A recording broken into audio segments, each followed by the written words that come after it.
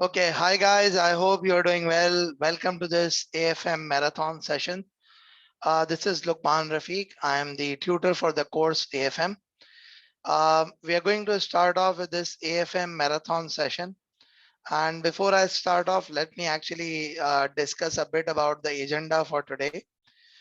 We are actually going to be discussing the different areas of AFM today. We would try to attempt an examination question pertaining to each of those areas. And then what we are actually going to do is that we are going to discuss them. We are going to see that how the answers to the questions are to be done. And at the end of the session, I would open the floor for everyone to ask the questions so that you can ask whatever you wish to ask and we can take it up from there. So first of all, thank you very much for coming over. Thank you very much for attending the session. I am hoping and I'm praying that inshallah you would be very happy once we are done with this session, because there is going to be hopefully inshallah a lot of learning, and plus there is going to be a lot of exam focused practice that we are going to get through. The session is going to continue hopefully inshallah by the midnight or even beyond midnight, and the recordings for the session would also be made available to you people by tomorrow inshallah. So but just try to make sure that you attend the session live so that you could benefit benefit to the maximum possible extent by attending the session live in here. So let's just start off. Let's just have a discussion about it. Before I start off, let me just switch my internet so that I can have a stronger internet.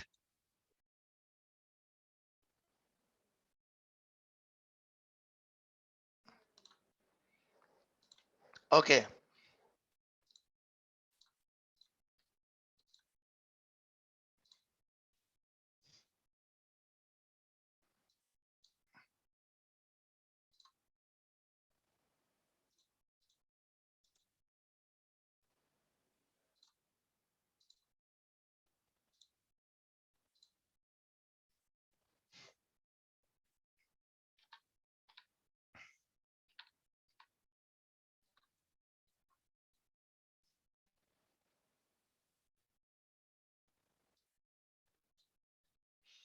Okay, guys. So let me just give you a bit of an idea that what exactly am I going to be discussing in today's session, and how exactly are we going to take things across. So first of all, there is something that I want you people to understand, which is when it comes to the AFM, the exam pattern of the AFM. The exam pattern of the AFM is that there is a question one, which is of 50 marks.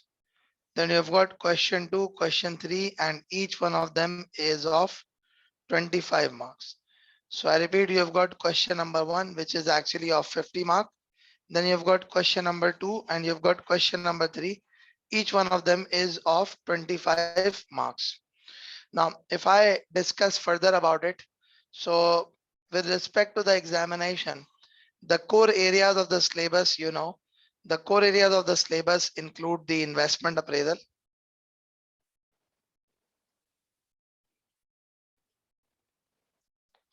the core area of the syllabus includes mergers and acquisitions, and the third one of them is restructuring, and the fourth important area is the risk management. Now, when we talk about these investment appraisal, the technique of APV, the technique of international investment appraisal, the Black-Scholes option pricing models, plus free cash flows. So all of these are actually relevant techniques. So when we are going to be talking about the investment appraisal, all of these are going to be the relevant techniques pertaining to the investment appraisal. With respect to the mergers and acquisitions, we are going to be discussing about the different type of valuation techniques and different type of valuation techniques, plus the different type of questions that are examined. That is something that we are going to cover up. For the restructuring, there is a different type of restructuring. And what are those different type of restructuring? You have got financial restructuring, you have got organizational restructuring,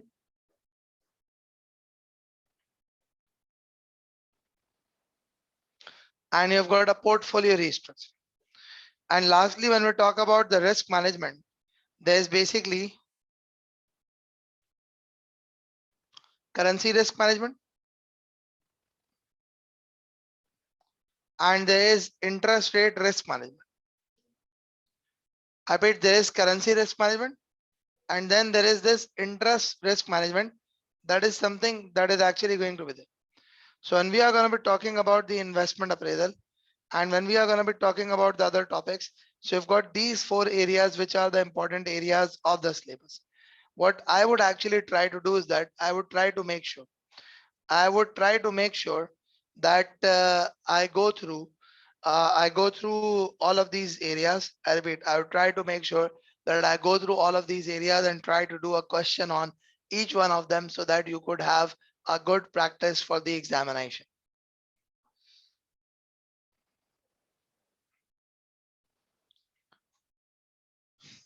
Now, so let's just start off.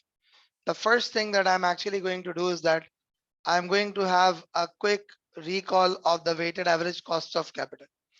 If you could have a quick recall of the weighted average cost of capital. So the weighted average cost of capital is the cost of equity multiplied by market value of equity plus the market value of debt, plus it's a KD 1 minus T multiplied by D upon E plus D. So when we talk about the weighted average cost of capital, the concept of weighted average cost of capital is it's actually the discount rate that we use for the evaluation.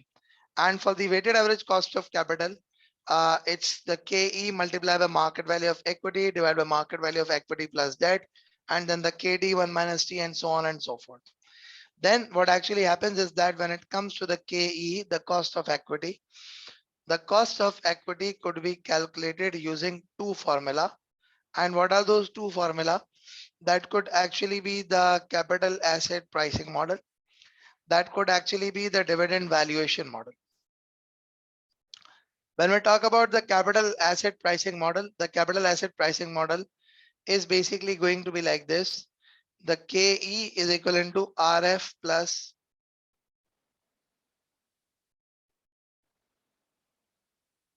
equity beta into RM minus RF. Whereas when it comes to the dividend valuation model, the dividend valuation model is actually a formula, is a model for the valuation of the share. The formula is D naught 1 plus G divided by KE minus G. So what we do is that when we actually rearrange it, I repeat, when we actually rearrange it, so the concept of rearrangement is that KE is equivalent to D naught 1 plus G divided by P naught plus G, where what happens is that the D naught is your current dividend, the D naught is your current dividend, the G is the dividend growth rate, and the P naught is actually your ex dividend share price. I repeat, the P naught is your ex dividend share price.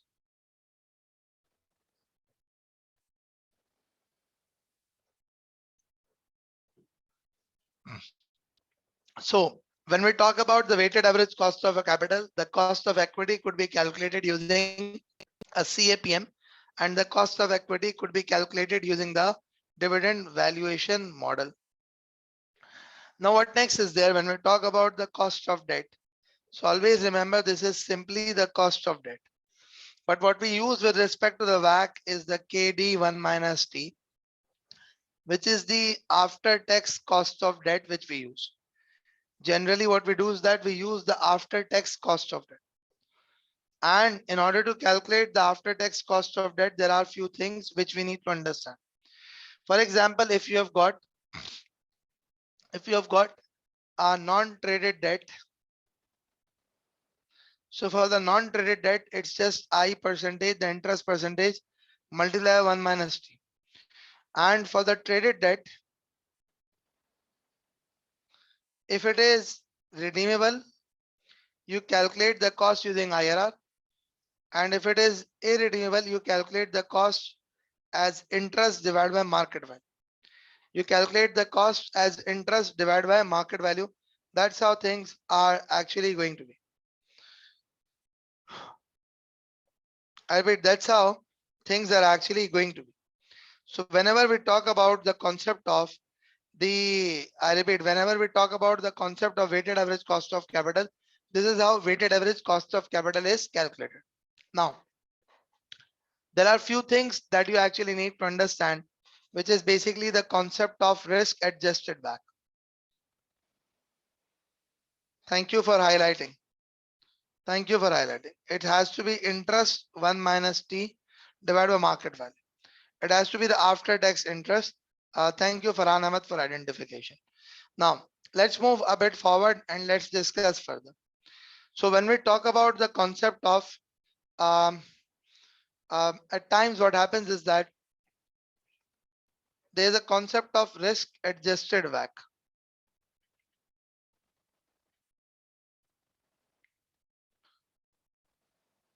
What exactly do you mean by risk adjusted WACC? Try to understand that.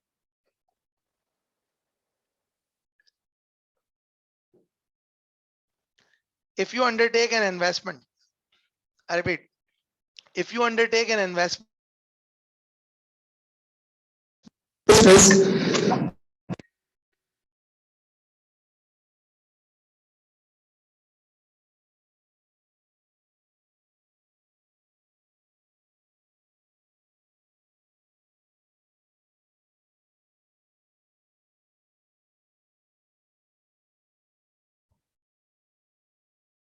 or your financial risk,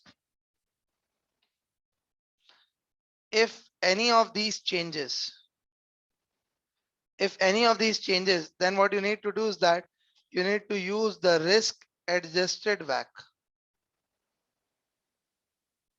So when we talk about using the risk adjusted WACC, the risk adjusted WACC is basically going to be used whenever you are undertaking a business, whenever you are undertaking an investment, and because of undertaking an investment, your business risk or your financial risk changes.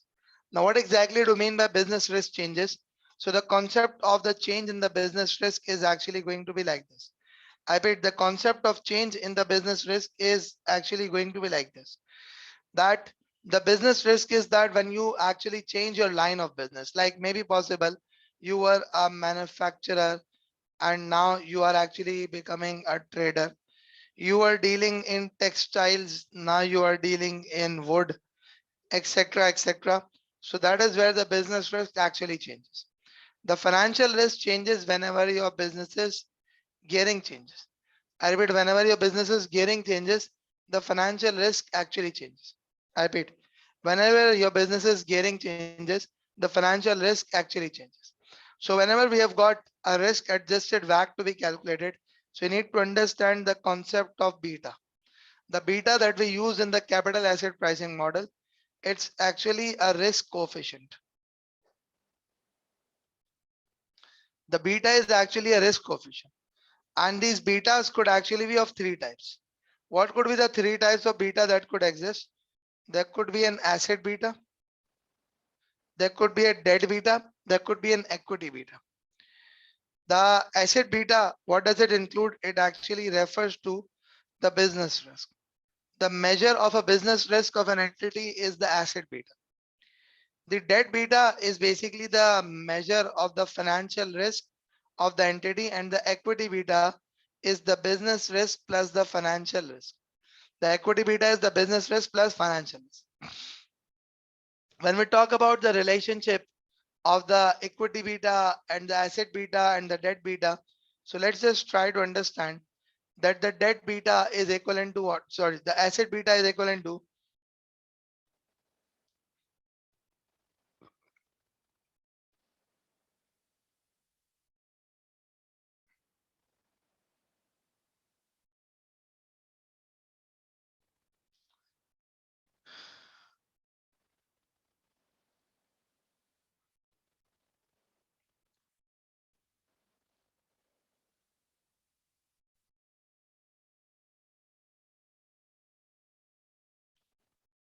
okay. You would be aware that you are given the formula sheet in the examination. And with respect to that specific formula sheet, there is something that you got to understand. What is it that you got to understand with respect to the formula sheet? That is basically the formula sheet is provided in the exam. And what is the connection between the asset beta, debt beta, and equity beta?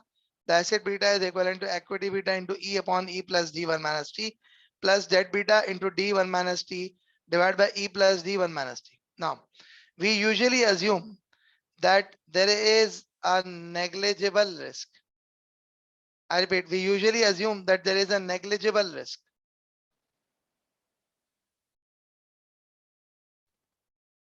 I repeat, we usually assume that there is a negligible risk for the debt. There is a negligible level of financial risk. So debt beta is usually assumed to have a value of 0. So anything multiplied by 0 is 0. So hence resultingly, you would find this formula in majority of the cases that the asset beta is equivalent to equity beta into E upon E plus D1 minus T. Now, how do you calculate the risk adjusted WACC? I repeat, how do you calculate the risk adjusted WACC? That is something to be understood. So when we talk about the calculation of the risk adjusted WACC, for the risk adjusted WACC, the first thing is that you got to identify the proxy company. The second thing is that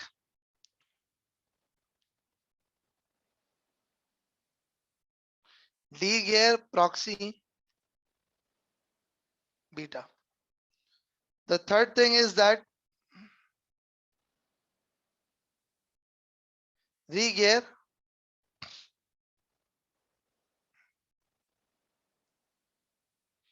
proxy asset beta, proxy asset beta.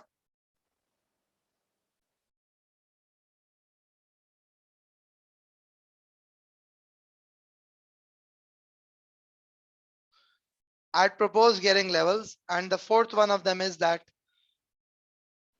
you use re-geared beta to calculate the KE. You use the re-geared beta to calculate the KE. I repeat, what do? You use the re-geared beta to calculate the KE. I bet you use the re-geared beta to calculate the KE.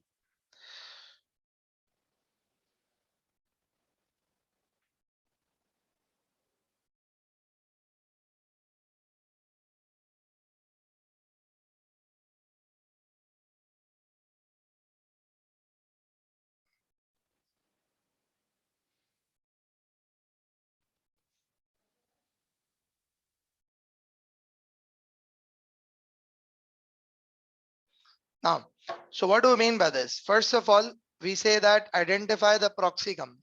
Now, what exactly do you mean by identification of proxy company? Try to understand.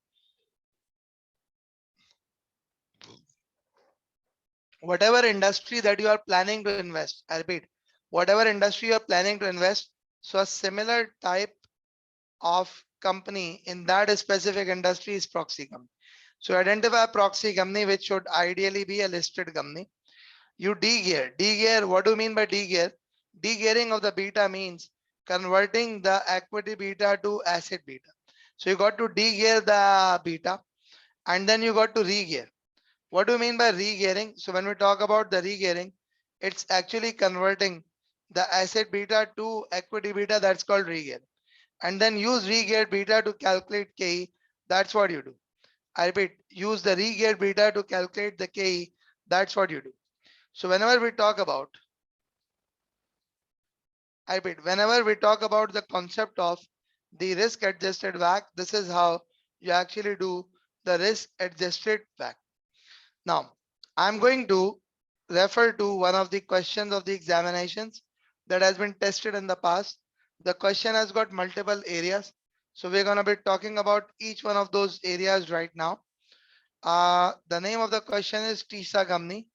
It's an old question. The requirement of the question is provide a reasoned estimate of the cost of capital that TISA company should use to calculate the net present value of the two processes, include all relevant calculations. So the first thing that we need to do is that we need to actually be able to identify the cost of capital to be used What I would want you people to do is that I would want you people to take 5 minutes, try to go through the question, try to see what exactly, try to see what exactly should be the WACC of this company for the appraisal of the project. So take 5 minutes time, go through it, and then we shall start discussing. Okay, it says TISA company is considering an opportunity to produce an innovative component which, when fitted into the motor vehicle, engines will enable them to utilize fuel more efficiently. The component can be manufactured using either process omega or process zeta. The component could be manufactured using either process omega or process zeta.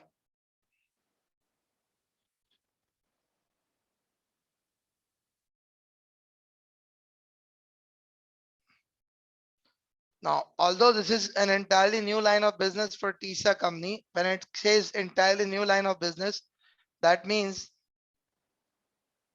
the business risk is changing. Now, it is of the opinion that developing either a process over a period of 4 years and then selling the production rights at the end of 4 years to another company may prove lucrative.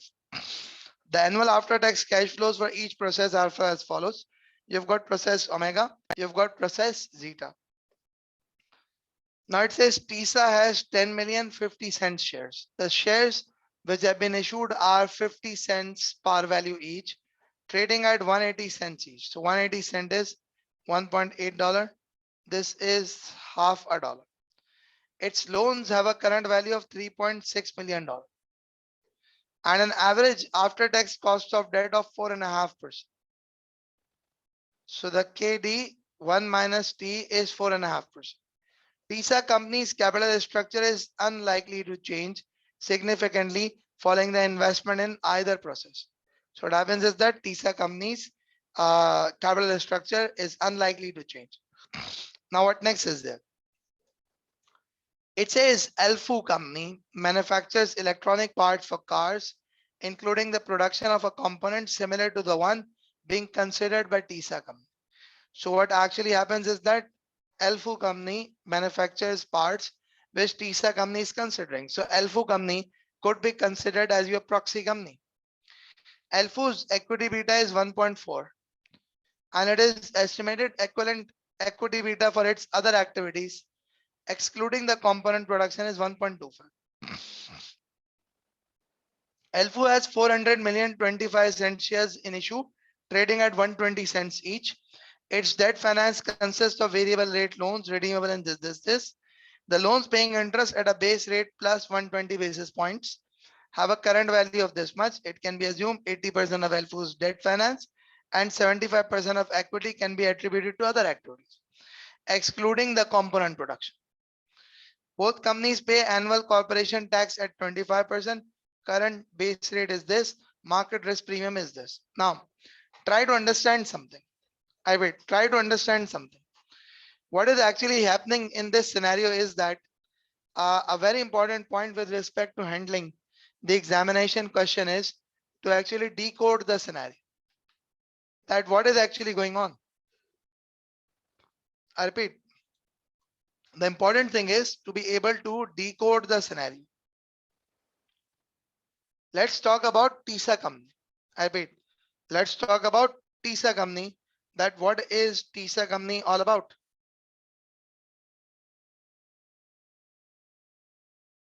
Now,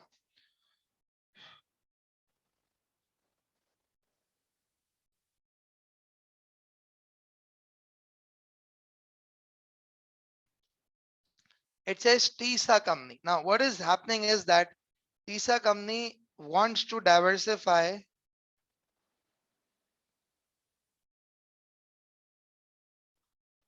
into component production. So what happens is that if it wishes to diversify into component production, what is it that it has to do? It has to actually identify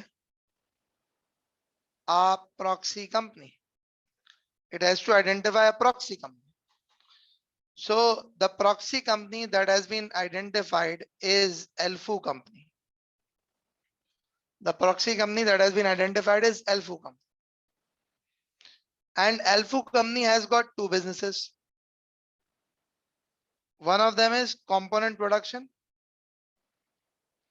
and the other business is other activities. So basically what we need to do is that we need to use the Alfu company. We need to identify the asset beta of the component production. And this asset beta is going to be used here. We would gear using TSA's gearing. We would gear it using TSA's gearing. And then we'll go about it. Now, how are things going to happen? Let's just try to understand. How are things going to happen? Let's just try to understand. So I'm going to do some calculation with respect to TSA and Alfu and everything. But before that, let me just guide you something. For the TSA company, what do we have?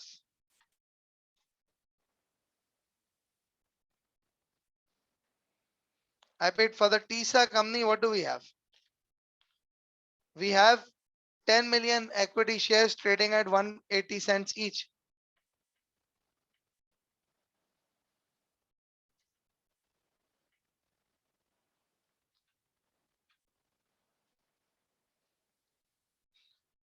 $1.8 into 10. 1.8 into 10. So it's actually $18 million. That's what the equity is. Now, its loans have a value of 3.6 million, whereas the debt has a value of $3.6 million.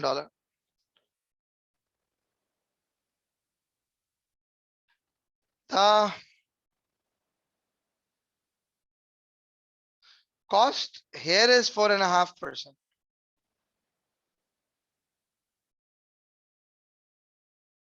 The KT1 minus T is 4.5%. That's about TSA company. And when we talk about Alfu company, let's have a discussion. For the Alfu company, what do we have the equity value? And what do we have the debt value? Alfu has 400 million 25 cent shares in issue trading at 120 cents each.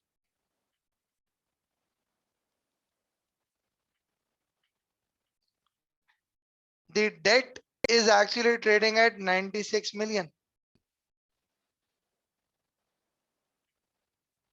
So debt plus equity is going to be what?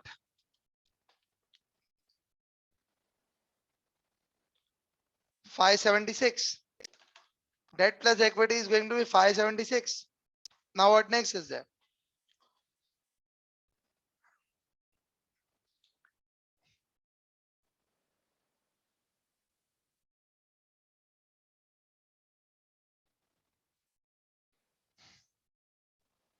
We are being told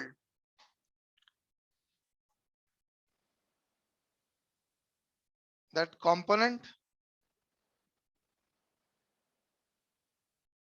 plus other activities. We are being told that with respect to this component, it can be assumed 80% of Alfu company's debt finance and 75% of equity finance can be attributed to other activities, excluding the component production. So 80% of debt, 75% of equity.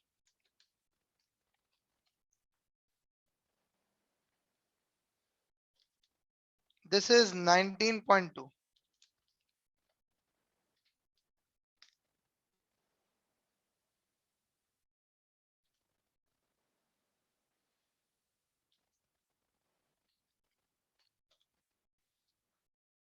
So with respect to this Alfu company, we have actually split it. The Alfu's company equity and debt into the component and into the other activities.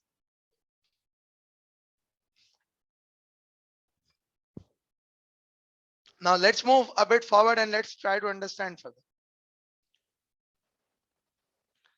We have Alfu's equity beta of 1.4. We have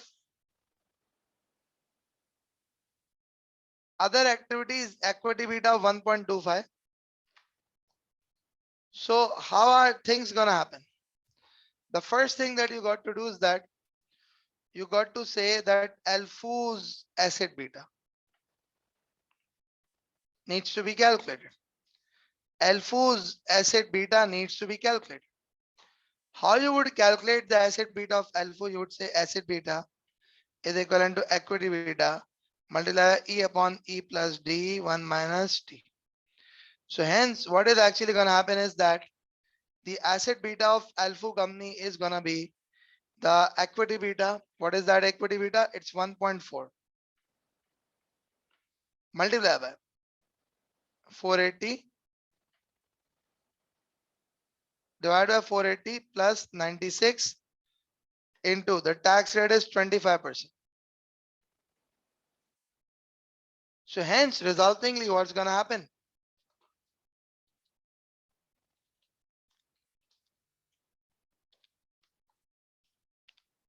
$552.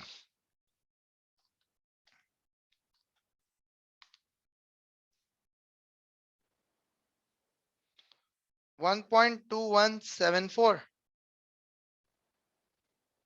1.2174 is Alfu's asset beta. I bet the asset beta of Alfu is gonna be 1.2174. Now let's move a bit forward and let's discuss further. Now assume that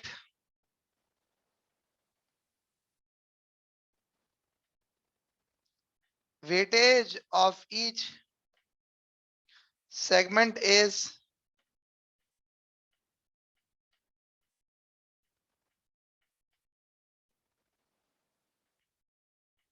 represented by its equity value.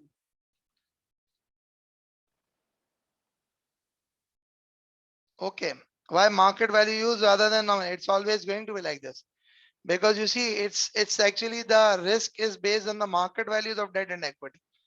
Because you see, think from the perspective of the investor.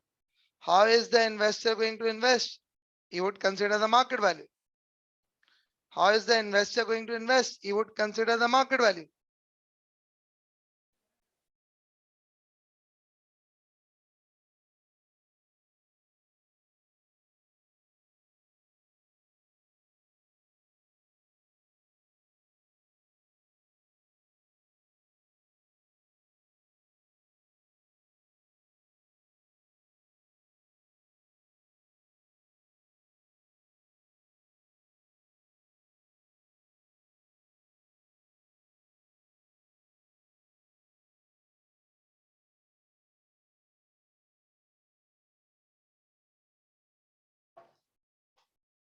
Yeah, I'm just gonna show it. Just wait a bit. Um, Let me just take you people through what I have done up till now. Just have a look at it. I did calculate TISA company. I've calculated the Alpha company's asset beta. I've splitted the equity. I've splitted the equity and the debt into the component and other activities in here. Kindly let me know so that I can move forward. Are you people okay till now?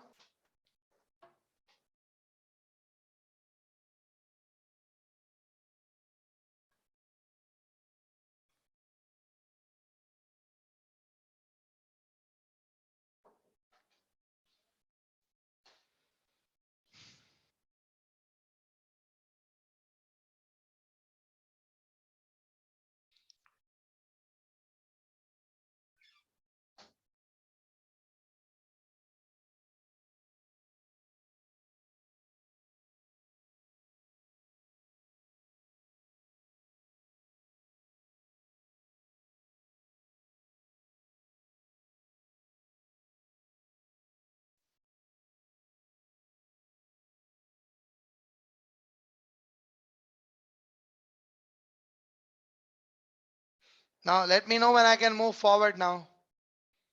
Yes, you can. Okay, good enough. Now I am saying that assume that weightage of each segment is represented by its equity value.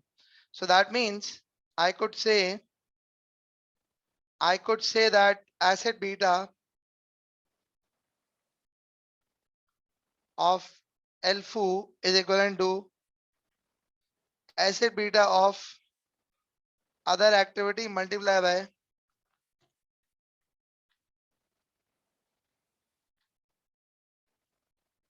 zero point 0.75 plus asset beta of electronic component multiplied by 0.25. So that's what it should be. I bet that's what it should be.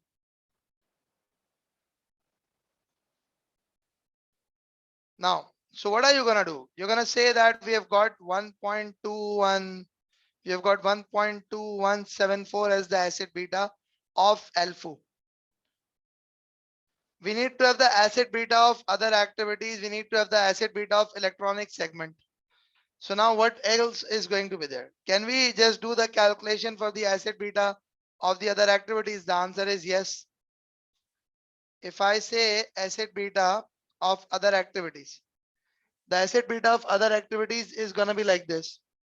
Just wait a bit, please. The asset beta of the other activities is actually going to be like this.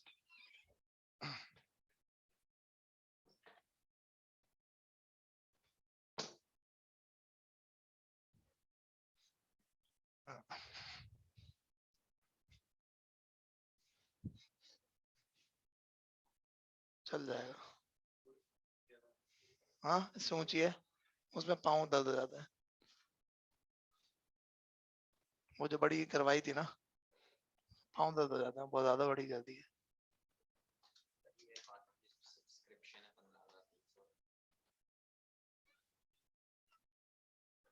चाहिए रख लो और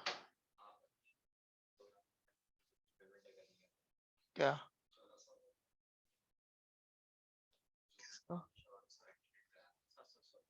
अभी दे देना. Okay, now let's move a bit forward. So when we talk about this asset beta of the other activities, what is it actually going to be? It's 1.25. 1.25 the equity beta multiplied by the market value of equity 360 divided by 360 plus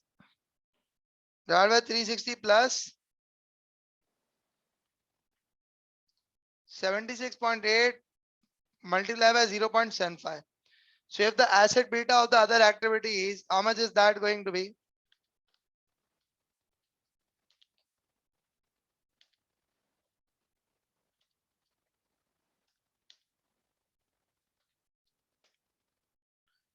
It's gonna be 1.0776. So what have we got? We have got this. We could say 1.0776 into 0.75.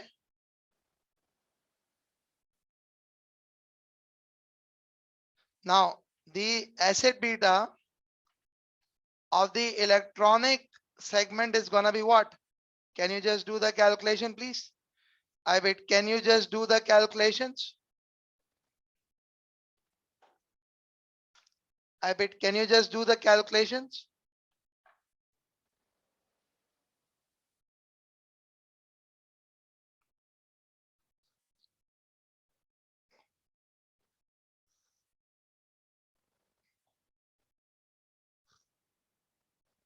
Yeah, can you just do the calculation, please?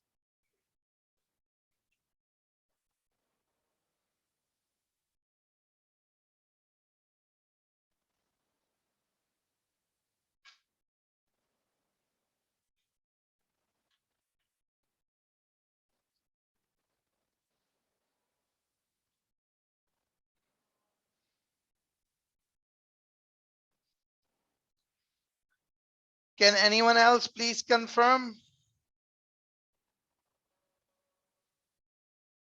Yeah, can anyone else please confirm?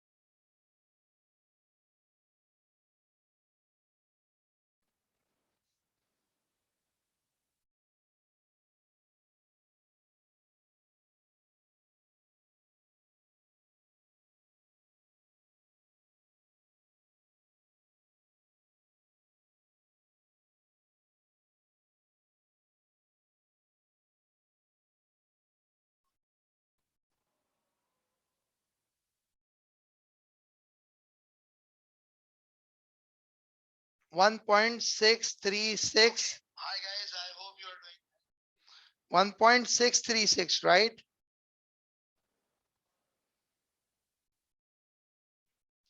1.636. What is it gonna be? 1.636, right? So we have got the asset beta of the electronic division, which is 1.636.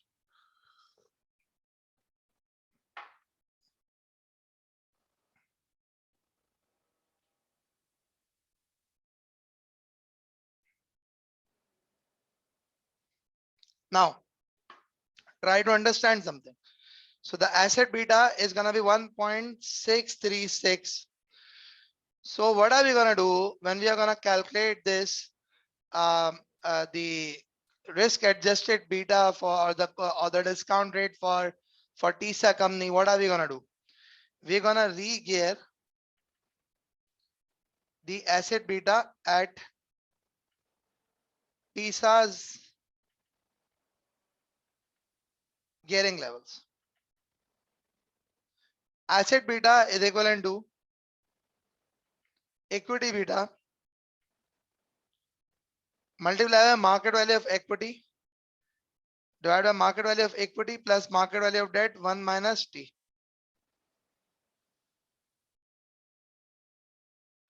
Now, if I talk about this, what I could actually do is that I could just rearrange the equation and I could make the equity beta the subject. I could say equity beta is asset beta into E plus D 1 minus T divided by E.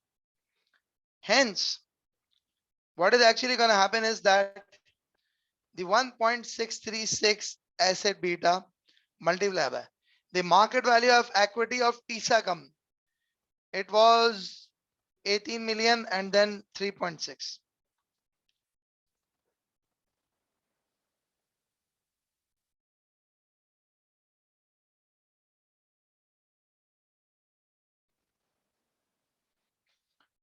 So can you just do the math? Can you just do the calculation?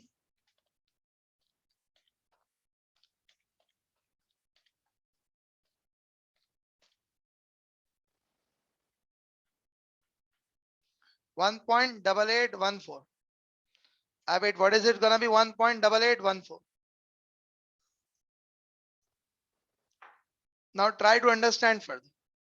So when we are gonna be calculating the KE, the KE is equivalent to RF plus RM minus RF into equity beta. So here we have got the information in the question, which is the base rate is 3.5% and the market risk premium is this. So what are you gonna do? You're gonna say 3.5% plus 5.8% multiplied by 1.8814. 1.8814.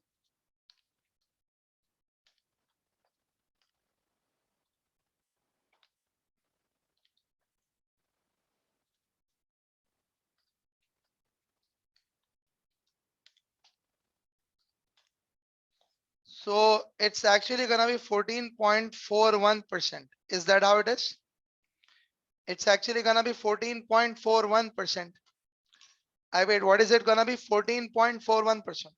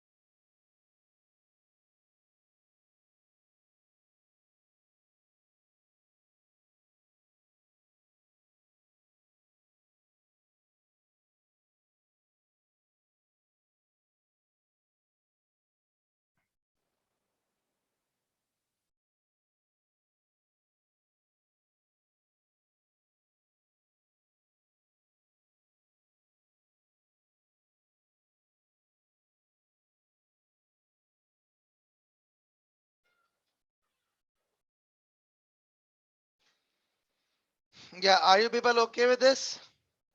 Are you people okay with this?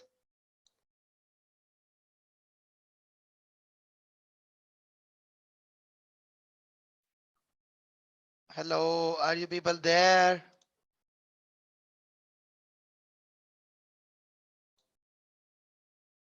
Okay. Um, if you have doubts, you can ask. I can just zoom it out so that you could see. In case if you have doubts, you can ask. Yeah, do you people get it now? I've zoomed it out for you people so that you could have a look at it. Okay, lovely. So we're gonna move forward and we're gonna see other parts of the question. I want everyone to be engaged. I want everyone to be attentive because you see what happens is that if you don't understand anything, do ask. If you don't ask, I would think that you know everything. I would think that you are understanding everything. And if you are understanding everything, that would actually have uh, that would actually be impacting my delivery. Now this is the cost of equity. What is it that we need to calculate? We need to calculate the WACC for this company. So can you just do the quick calculations for WACC? Yeah, can you just do quick calculations for WACC?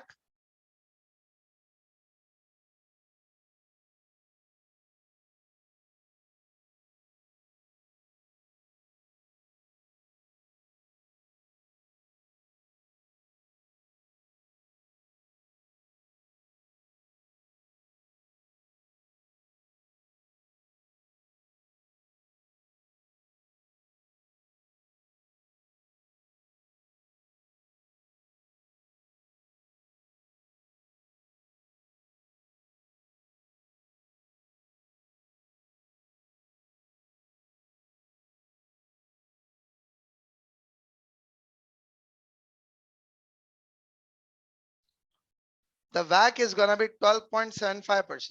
How? 14.41 is equity, cost of equity, 18 is the market value of equity, 3.6 is the market value of debt, plus after tax cost of debt 4.5% given in the question.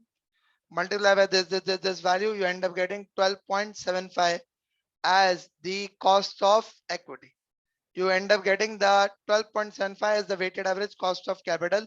So when we were going through the requirement of the question, it says provide a reasoned estimate of the cost of capital that TISA company should use to calculate the net present value of the two processes, include all relevant calculations. So this is the discount rate that TISA company has to use in order to calculate the two processes. Do you get it now? Do you get it now?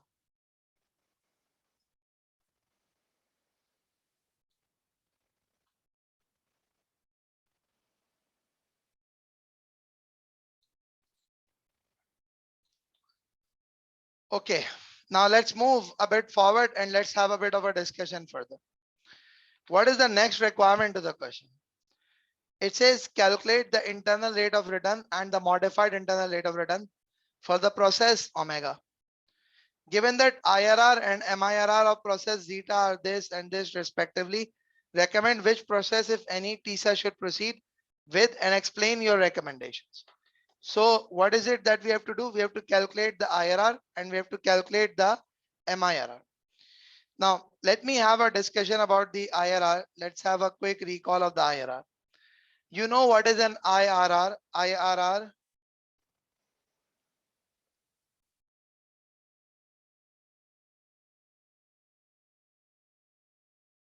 IRR is a discount rate at which NPV is zero.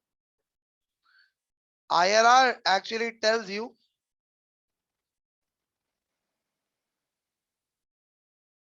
the rate of return. IRR actually tells you the rate of return on annual basis from a project. How do we actually decide on the basis of IRR that whether we should invest or not? If the IRR is greater than or equivalent to WACC, we should invest.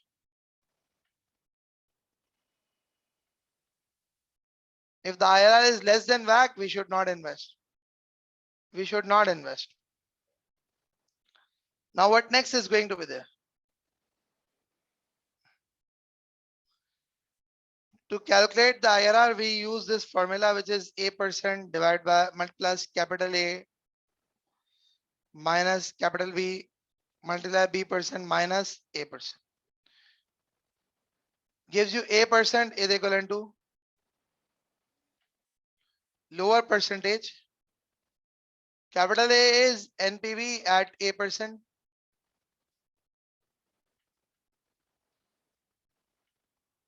B% is higher percentage.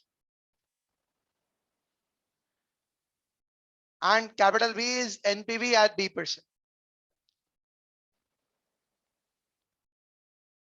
Now what next is there? Try to understand. So we had A% is equivalent to this, B% is equivalent to this, so on and so on. That's what IRR is. Now when we talk about the modified IRR, so modified IRR is a better technique which actually overcomes the limitation of IRR. And what are the limitations that it overcomes?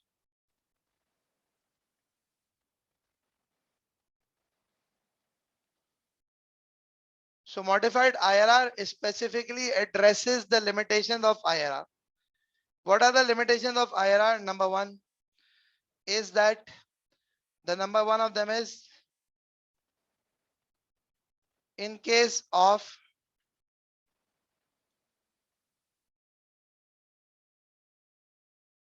non-conventional cash flows,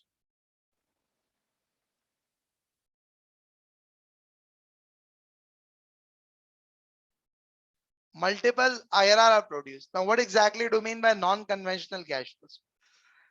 If you have got a cash outflow, if you have got cash flows at year 1, 2, 3, 4, the normal cycle, the conventional cash flow is like this. Let's say it's 3,000, it's 1,000, it's 2,000, 1,500, 1,100, so and so, so and so. It's a conventional cash flow, which is you invest initially and then there is a return phase. But when it comes to non-conventional cash flows, where you've got, let's say,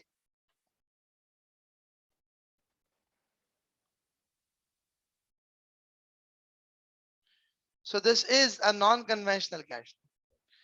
Generally speaking, the IRR is actually a graphical technique. So what would happen is the point at which IRR, the graph of IRR crosses the 0 point, this NPV graph crosses the 0 point, that's where the IRR is. Now all of a sudden, if you invest again, so you would have IRR 2. There's this IRR 1, there's this IRR 2, you'll have two IRRs. I repeat, you'll have two IRRs.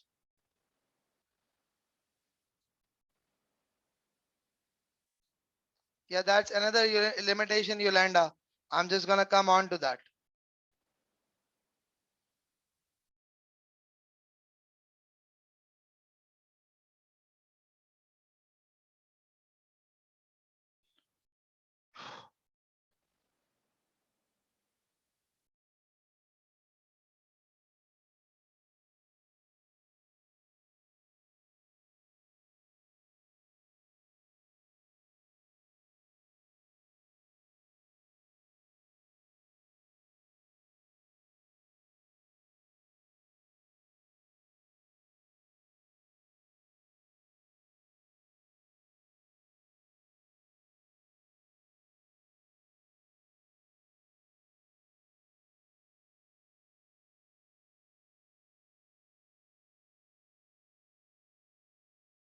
Is that okay now? So one of the limitations of IRR is that you've got multiple values when it comes to the non-conventional cash flows. Now let's move a bit forward and let's talk about the second limitation of IRR. There is basically a second limitation of IRR is the reinvestment assumption. What is that reinvestment assumption? The reinvestment assumption of the IRR is that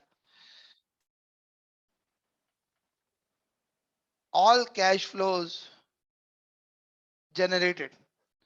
The reinvestment assumption is that all cash flows generated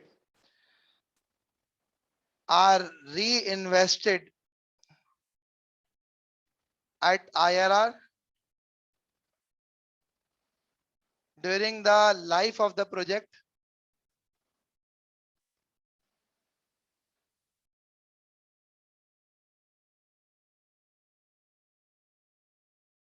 and generate return equal to IRR. So what happens is that they generate return equivalent to IRR.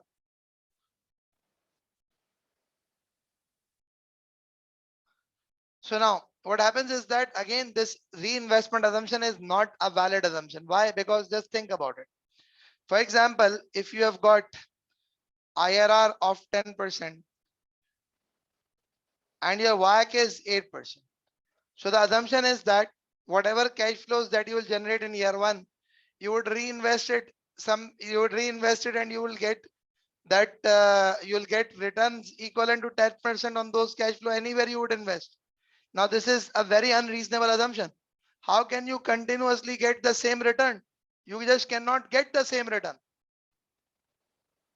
Because you see, the provider of finance is asking for a 8% return. And you are saying that wheresoever I'm going to invest, I'm going to get a return of 10%. How? How is it possible? It's not possible.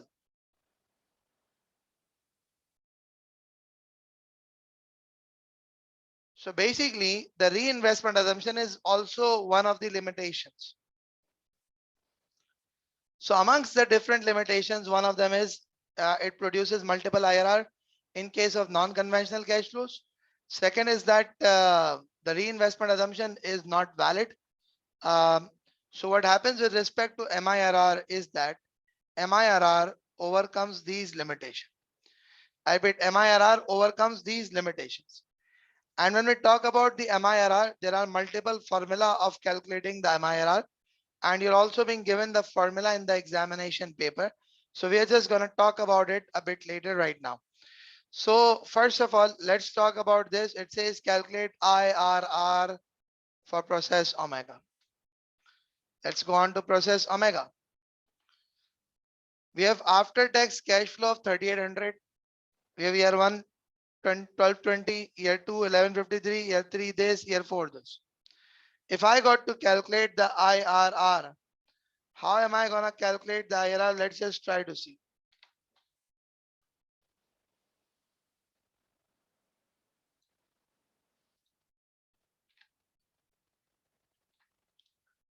When we try to calculate the IRR, how is it going to happen? Try to see this.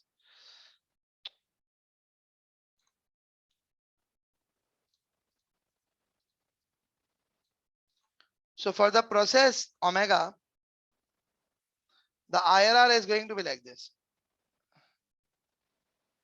Wait. I would just put discount factor at the rate of, let's say, I like 10% as a rate. I would create one present value, then discount factor at whatever percentage, then another present value. Okay, you people would be a bit surprised that why am I not doing these questions on the Word or Excel. I'm just gonna do it right now. Don't worry. There are many concepts to be discussed. That's why I'm not directly going on to them. So it's 1.10, 1.1 power minus 1, 1.1 power minus 2, 1.1 power minus 3, 1.1 power minus 4. So you have the NPV as how much?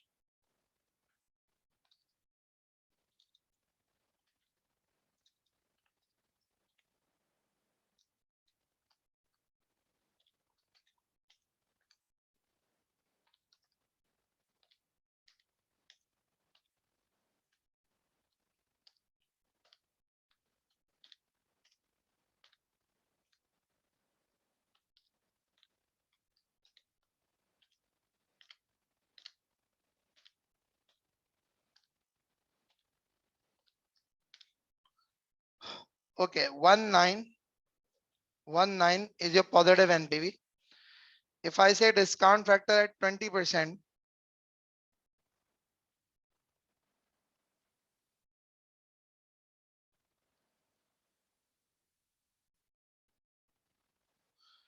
so how much is it gonna be?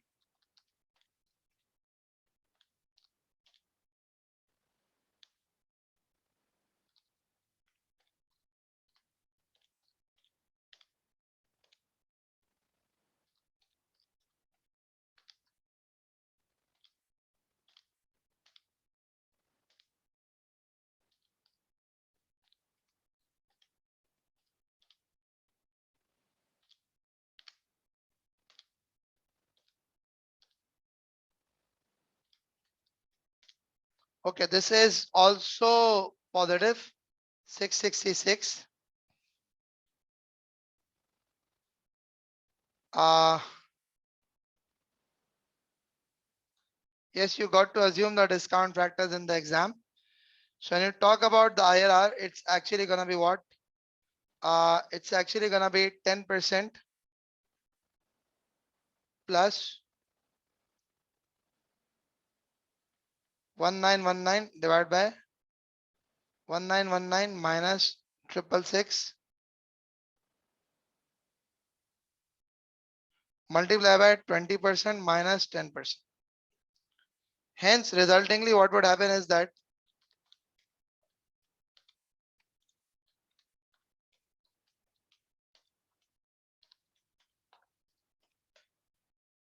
25.3% is what the IRR for this scenario is. 25.3% is what the IRR is. I paid 25.3 is what the IRR is. I paid 25.3 is what the IRR is. I'll come on to the calculations onto the spreadsheets. It's just that there was too much to be explained. That's why I actually did not opt for. That's why I did not opt for the Excel.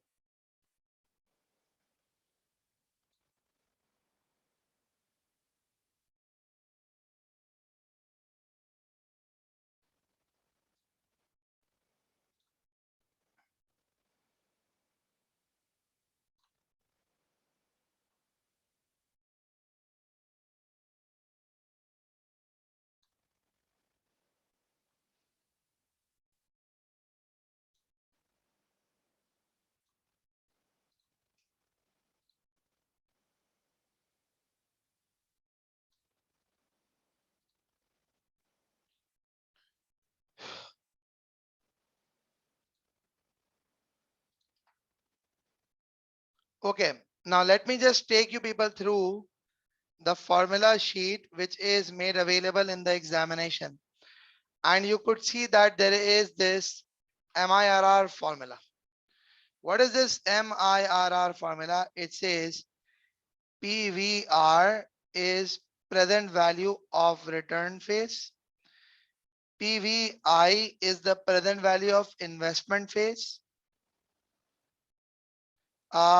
The RE is basically the rate of return and then minus one. So you do have this formula. There are multiple ways of calculating MIRR. I'm just going to take you people through those multiple ways of doing the calculation of MIRR. So if we try to do the calculation of MIRR here, let's just try to understand. One of the ways of calculating the MIRR is this formula. And the other one of calculating the MIRR is basically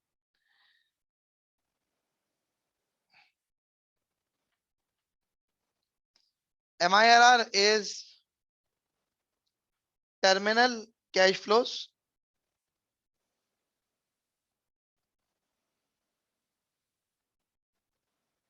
terminal values divided by present value of outflow minus one. Terminal value divided by present value of outflow minus 1. How do we go about doing these calculations? Let me just give you a hint through both the techniques.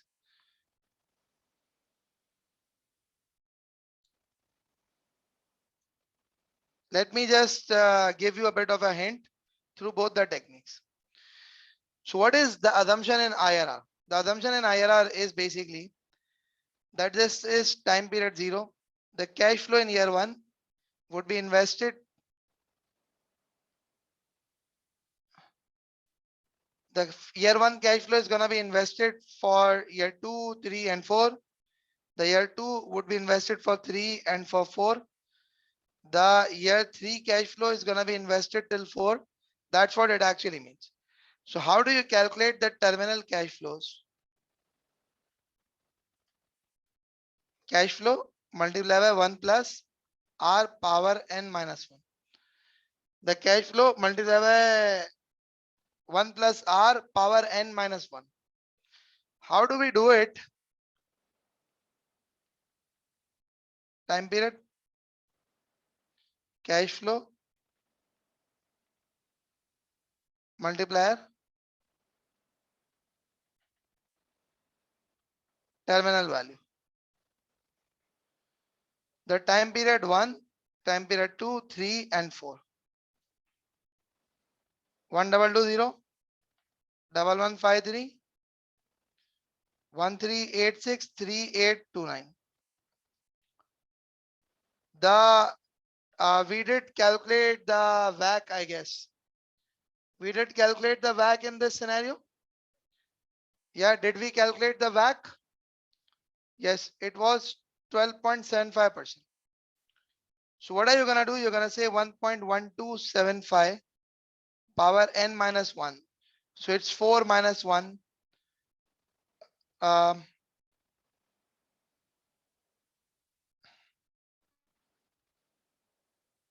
Sorry, it's not n minus 1, it's n minus t. T is the relevant time period. So 4 minus 1. 1.1275, 4 minus 2. 1.1275 into 4 minus 3.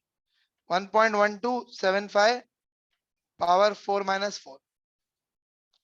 So let's just try to understand this.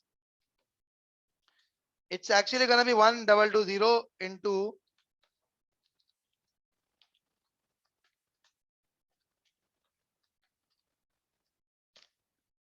it's going to be 1749 approximately. Then it's going to be 1466.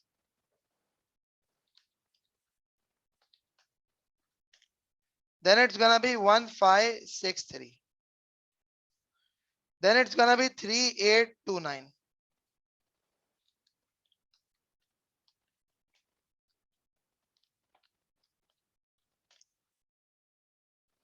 This is all going to be 8607.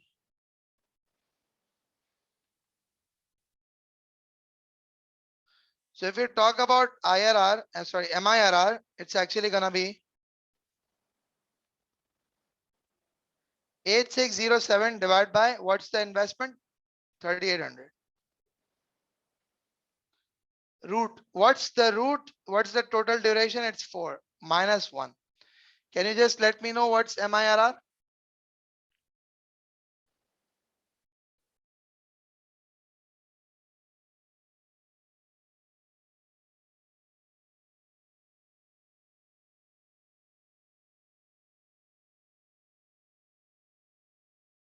Yeah, can you just let me know what's the MIRR?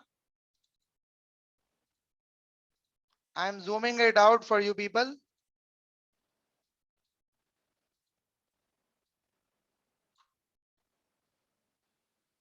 Okay, I've got one answer, 22.6. Can anyone kindly confirm the answer?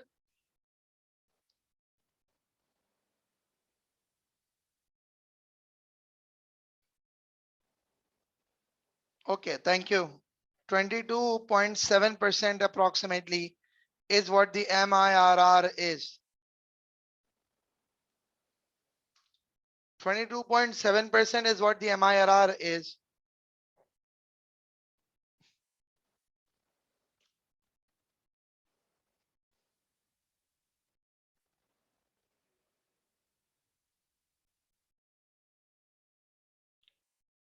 Yeah, do you people get it? Now what did I do? I multiplied it. I multiplied it. Now let's just try to understand further. Let me just now what I would want you people to do is that I would want you people to use this formula now to calculate MIRR. I want you people to use this formula now to calculate MIRR. Kindly do it. Yeah, you have got 2-3 minutes. Try to do it. So I'm just gonna do the MIRR using this second formula. I need to calculate the present value of these cash flows at the rate of 12.75%. So this is 3800 negative.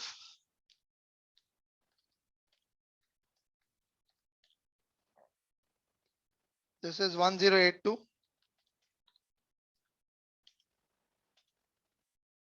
This is 907.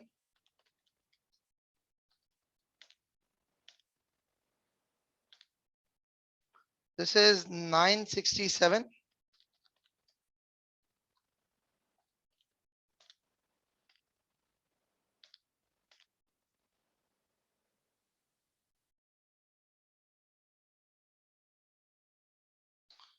So basically, this is all present value of the return phase. This is present value of the return phase. How much does it turn out to be? 1082 plus 907 plus 967 plus 2369. This is 5325. Now apply the formula, which was this formula.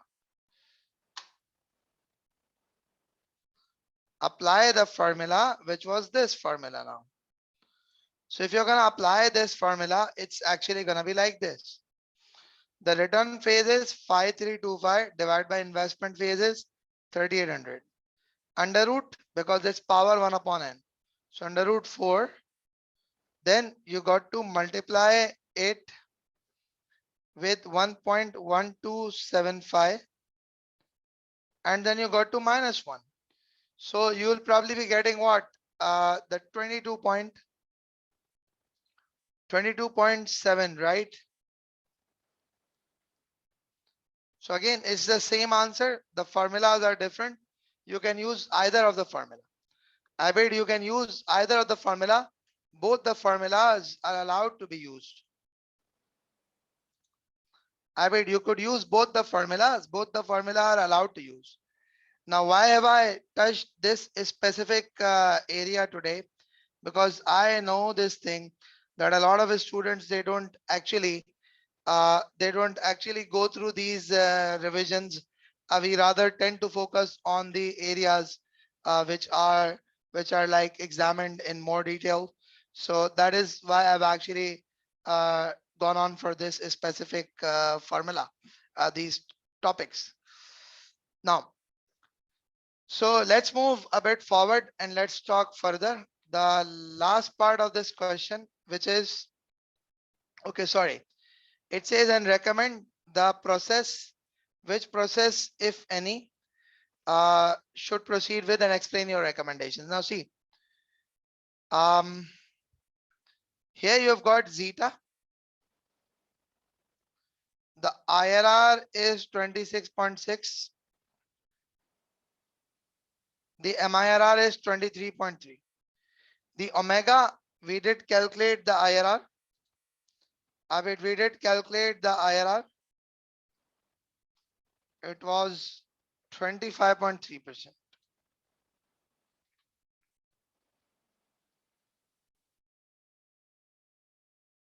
So what is it that you got to use? You could see that zeta is better in both perspectives. I bet you could see that zeta is better in both perspectives. So what you should be doing is that you should be using zeta rather than going for omega. You have to go for zeta.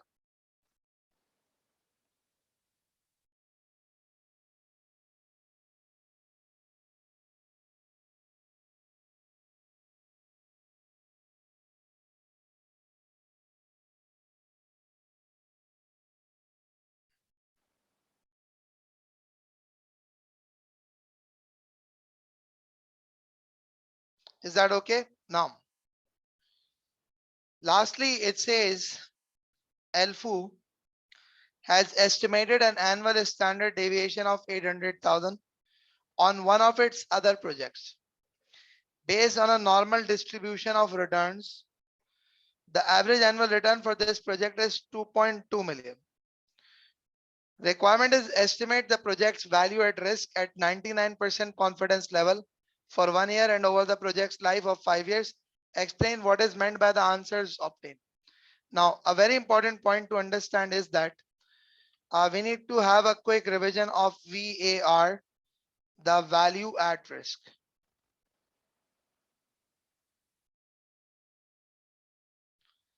I bet we need to have a very good understanding of the VAR, which is basically the value at risk.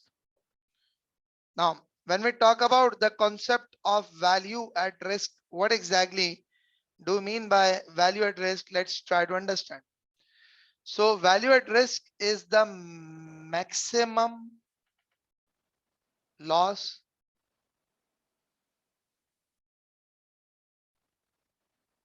that can take place,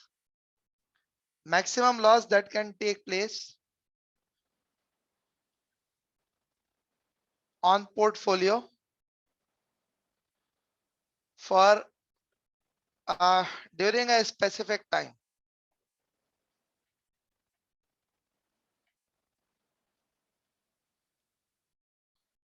So when we talk about the value at risk, what is this value at risk?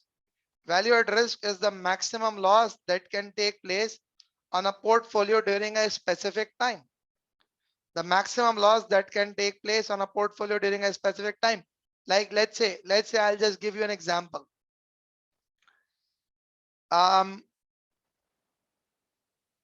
Here in Pakistan, the stock exchanges, they have got a upper cap and they've got a lower cap. The upper cap and the lower cap is, let's say, 5%. Like if there is a share which is worth 100, maximum it can go up is 105. The maximum it can go down is 95. So what is going to be the maximum loss? 5 is the maximum loss during a single day's trading. 5 is the maximum loss that is going to happen in a single day's trading. So when we talk about the value at risk, the concept of value at risk is that value of risk tells you, the value at risk actually tells you that how much, I repeat, the value at risk actually tells you that how much loss you can sustain on a portfolio during a single days of trading.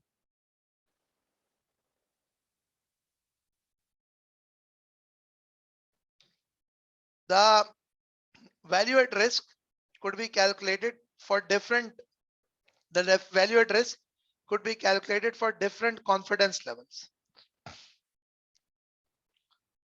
Now, what exactly do you mean by different confidence levels? I'll just explain to you. Generally, the common confidence levels are 90%, 95%, and 99%. Now, I repeat, when we talk about the common confidence levels, they are usually 90%, 95%, or 99%.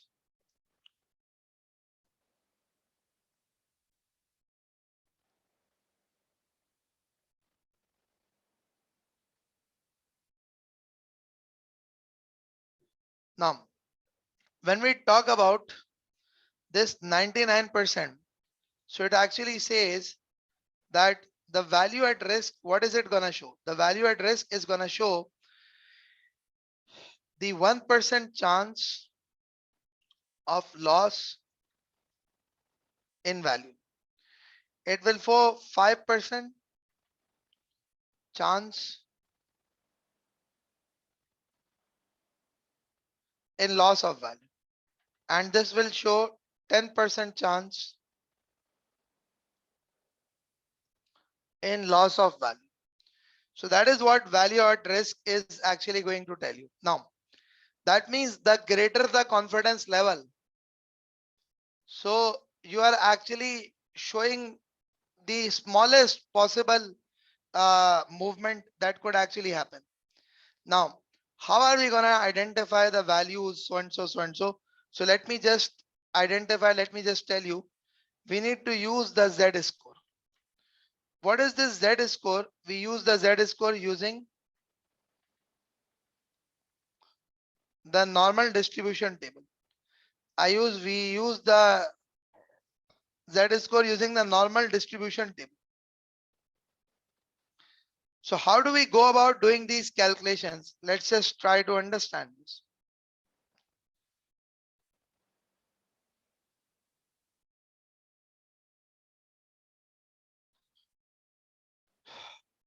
Let's come on to the normal distribution table, which is given to you people in the examination formula sheet. So I'm going to guide you from the normal distribution table how things go about. This is present value table, this is annuity table, and this is a standard normal distribution table. I bet this is a standard normal distribution table. Now, what happens with respect to this normal distribution table?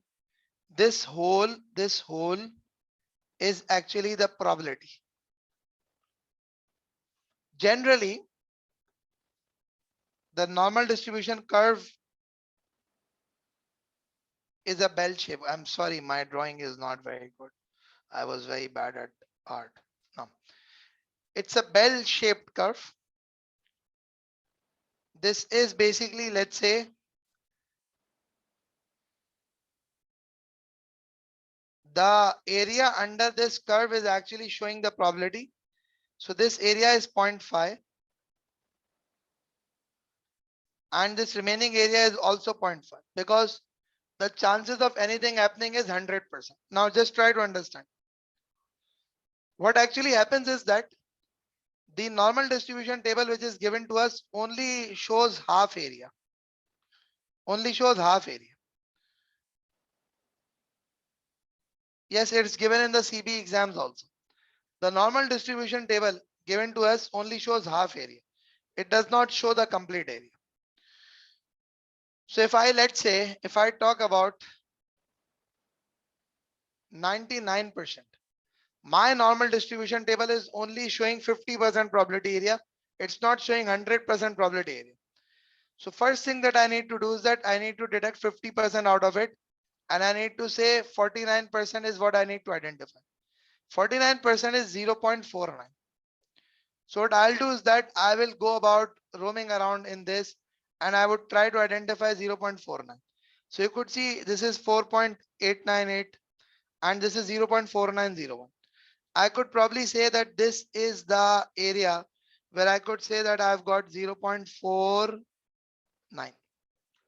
Now, the values which are operating in here, they are basically the Z score values. So what would happen is that this is 0.4901. What is this 0.4901? This is 2.3. This is 2.3. And now you got to look at it vertically, that which specific column is. This is 0.03. So that means this 0.4901 probability has a Z score of 2.33. Now, I'm going to repeat it again. Let's say if I want to calculate a Z score at 99% confidence level. So my table here is not for the 100%, it's for 50% area on. So first thing that I would do is that I would say that how much out of the 100, how much out of 50%, 49% that could be found. 49% means 0.49. I identified 0.4901 and I got this value 2.3. I got this value 2.33. So what is the value that I've got? 2.33.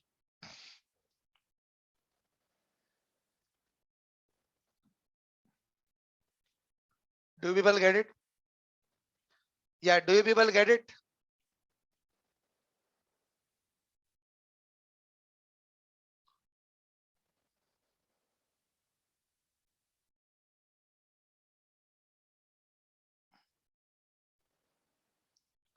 Okay, yes. Do you understand this 0.4901 is reflecting 49%? Abhay Kapoor, do you understand? Okay, now see, What is this value corresponding to? It's 2.3. And what is this specific column corresponding to? 0.03. So 2.3 plus 0.03 gives you 2.33. Do you get it now? 2.3 plus 0.03 gives you 2.33. Do you get it now? Okay, lovely. So what have I been able to do? I've been able to identify this 0.49. Now, if I ask you to calculate the Z score value at 95%, so it's say 95% is 45%, which is 0.45. Now, what are we gonna do? We're gonna try and identify 0.45 somewhere here. It's 0.4495, 4505. So it's somewhere here in between these two. It's 1.6, it's 1.64. So you could just mention it to be 1.64, right? Do you get it? Yeah, you could mention it to be 1.64.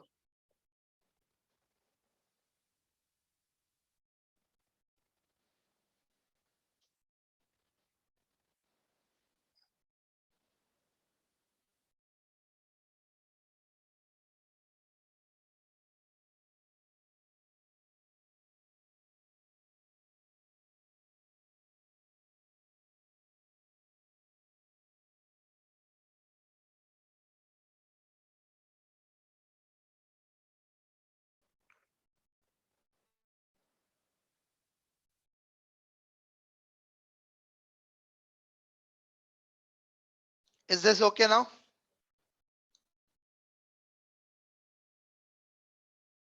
One 1.64 and 1.63.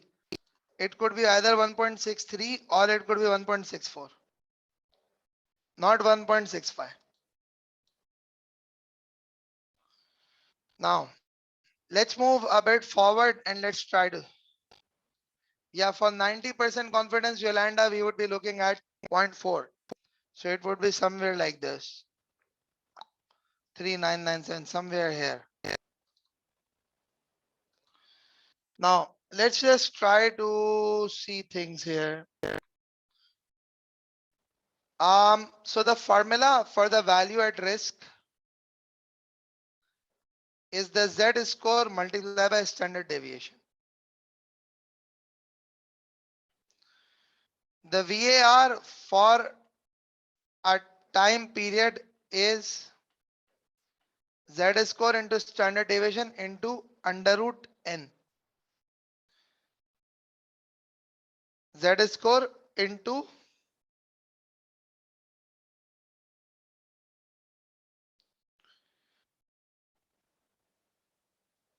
Z score into standard deviation into under root N. Now, so what is it going to be? It says Alpha has estimated a standard deviation of 800,000 on one of its projects based on a normal distribution of returns. The average annual return on the project is this. What is the confidence? 99%. So how are we gonna do it? We're gonna say at 99% confidence, we did calculate 2.33. Multiply by 800,000 gives you how much?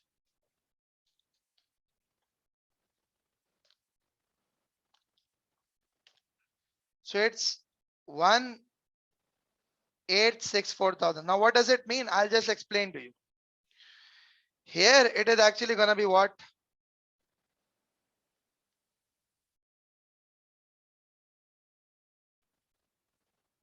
What is the life of the project? 5 years. Can you just let me know the value because I don't have a scientific calculator?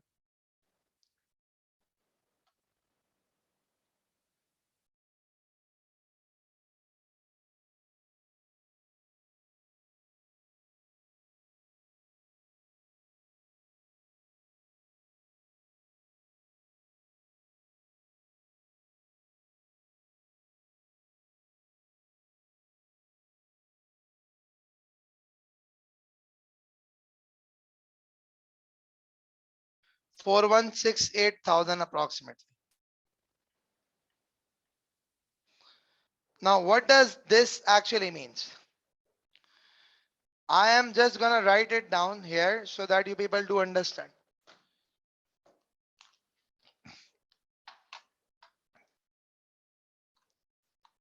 The above results suggest that there is a 1% chance that the annual loss will be more than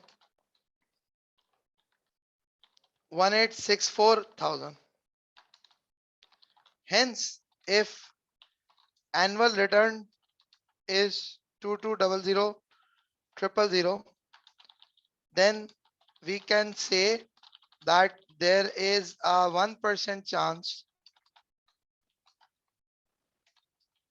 that annual returns could fall to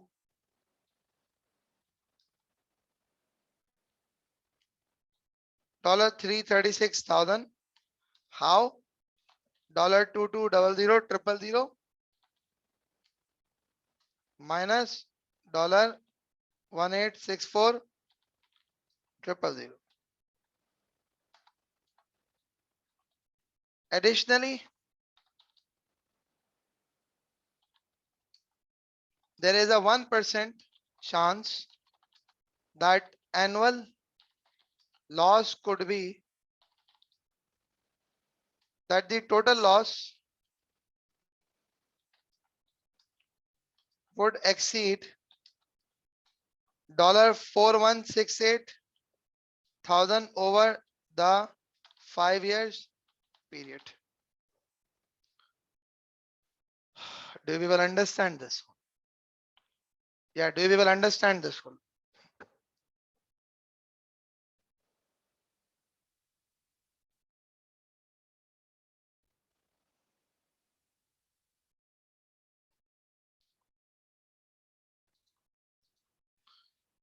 Okay, this was the exact reason that I went through this specific question. The reason being that I knew, uh, could you please, okay, I could just, it's actually telling you that if things go wrong,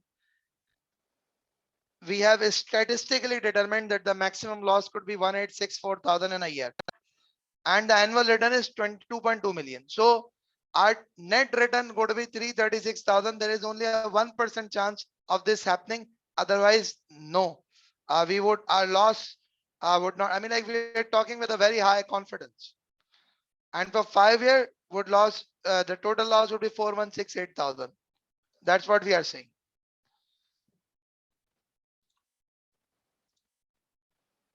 Okay, so do you people understand?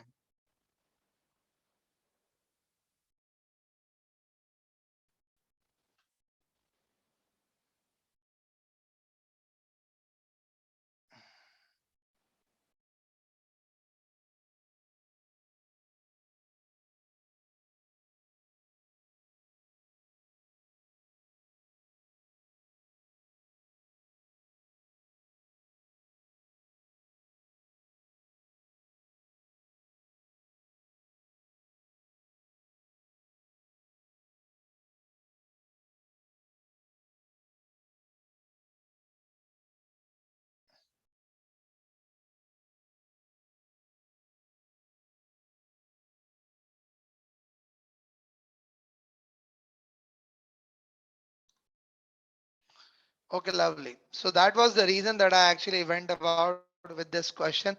The reason being that I did not want, I mean, like, I wanted a question that was comprehensive enough that we could cover up multiple areas. And Alhamdulillah, we've been able to do the multiple area coverage. So we are done with this question, the name of which was TISA company. It was an old question, but a very good question because it covered up the risk adjusted WACC, it covered up the MIRR, it covered up the value at risk. So you have actually touched those areas of the syllabus which may be examined for 5-7 mark, but those 5-7 marks actually do matter a lot. So we're gonna have a short break for, let's say, 15-20 minutes, and then we are gonna resume again. So Let's meet up in 20 minutes time. The time right now here with me is 8:30. In fact, 18 minutes is what we are going to be meeting up again in. Okay, guys, so welcome back. We're just going to start discussing again. But before we go on discussing, I would like to actually share something with you people, which is basically you all could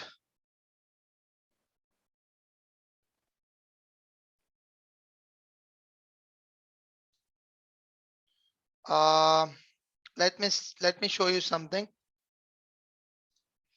You all could actually check out this channel, the name of which is Escribir Academy. You could go on to the playlist here, and when you would go on to the playlist, you would say sort by. You would say latest video added, and when you would have this latest video added, you would find a playlist for APM. You would find a playlist for SBR. You would find a playlist for AAA. You would find a playlist for AFM. All these 4 playlists I've recently just updated. So any one of you who is attempting either of these papers, especially the AFM one, you can actually get through it. So you see, I have actually prepared a proper thorough one for the AFM, APM. Then there is this playlist for the SBR that's also there. Then for the AAA, that's also there. And lastly, for the advanced financial management, the AFM paper, the playlist is there. So you could just go through it, and you could have some of the areas which I am not going to cover up in today's session. You could go through them also while actually going through this playlist. So that's what I just wanted to share with you people, so that you people can actually benefit from these resources that are made available free of cost. You could benefit from them. Okay, now let's just start off. So we have done this. How good are you people at APV, the adjusted present value? Yeah, how good are you people at APV? I need your inputs. How good are you people at APV?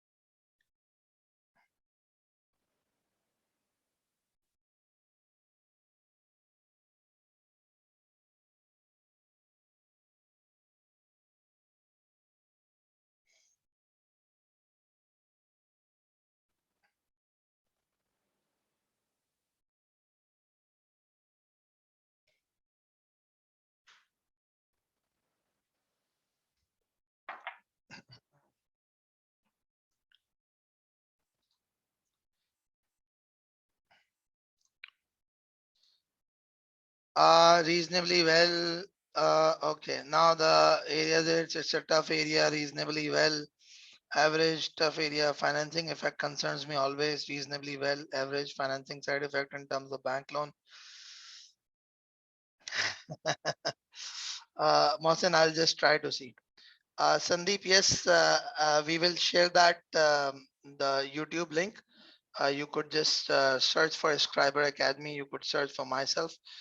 It's Escribir Academy that you could search on the YouTube. Plus, you could also search for Luqman Rafiq. You can find both of them, so you'll get that. Okay, let's move a bit forward and let's discuss further.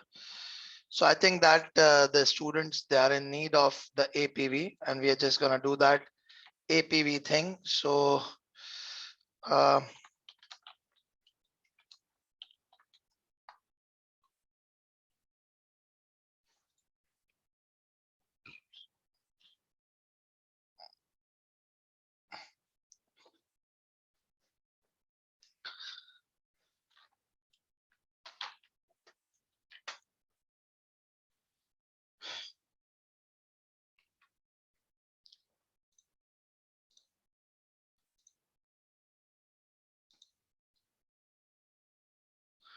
okay, I was actually asking everyone that how good are you people for the APV, so that I could then just see that if I need to do the APV or not. So considerably the answers that I've got, people are in need for the APV revision. So I'm just going to do it quickly.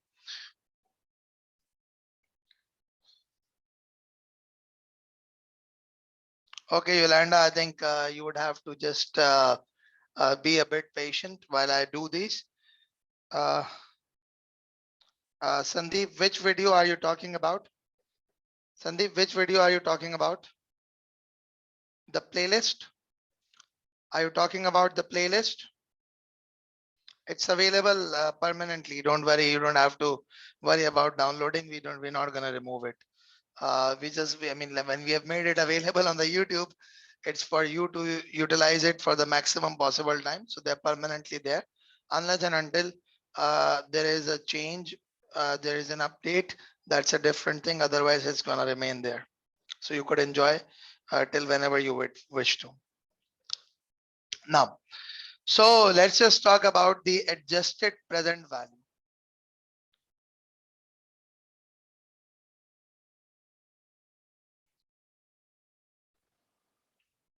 which is the APV. Yeah, they are also gonna be available.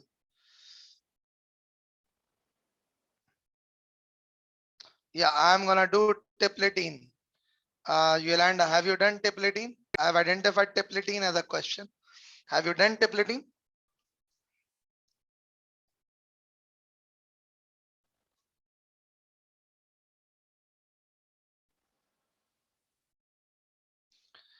Okay, so let's just talk about the APV, the adjusted present value. That what exactly is this APV all about? So APV, when we talk about the APV, the concept of APV is that the APV is an improved version of the net present value technique. How do we calculate the APV? So let's just try to calculate it. Let's just try to understand. Whenever we talk about the computation of APV, we say APV is the base case NPV plus present value of financing side effects. What exactly do you mean by a base case NPV? So when we talk about the base case NPV, the base case NPV is the NPV calculated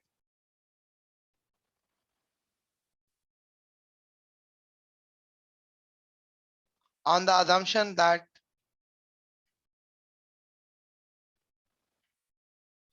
the project is 100%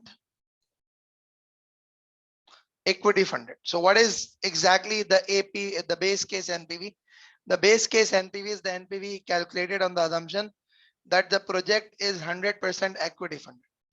So when I talk about the project being 100% equity funded, so that means we need all equity rate.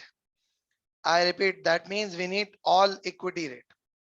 Now, what exactly is this all equity rate going to be? So when I talk about the all equity rate, the all equity rate could be, you could use the CAPM model. I repeat, you could use CAPM model, and in the CAPM, you could use asset beta. That's one thing, or you could use MM2. The formula for MM2 is already given to you in the examinations. So you could use either the CAPM, or the second thing is that you could actually use MM2. That's what it is. Now, when you talk about the present value of financing side effects. So with respect to the financing side effects, there are multiple things that you got to keep in mind. One of them is the issue cost that we do consider. The second thing is that the present value of tax savings due to interest. The third one of them is present value of net interest saved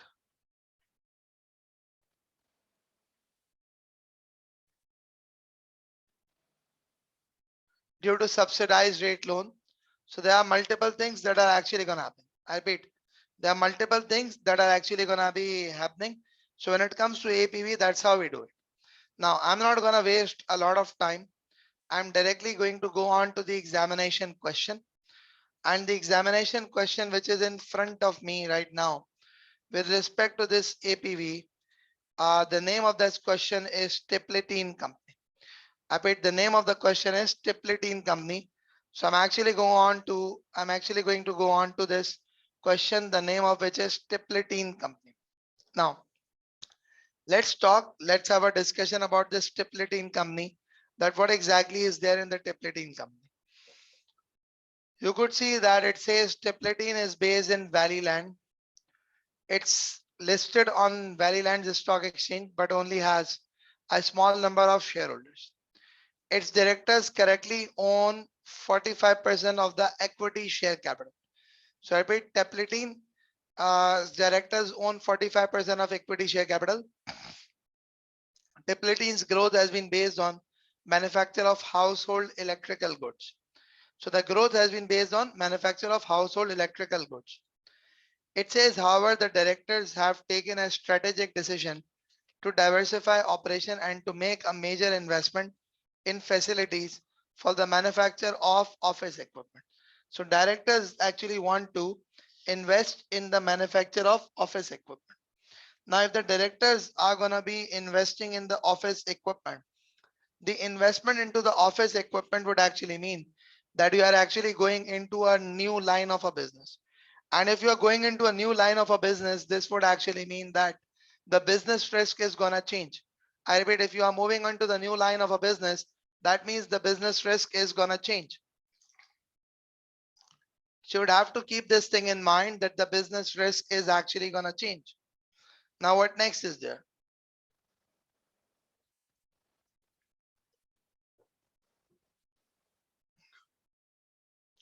The details of the investment are given. Financing the investment is given.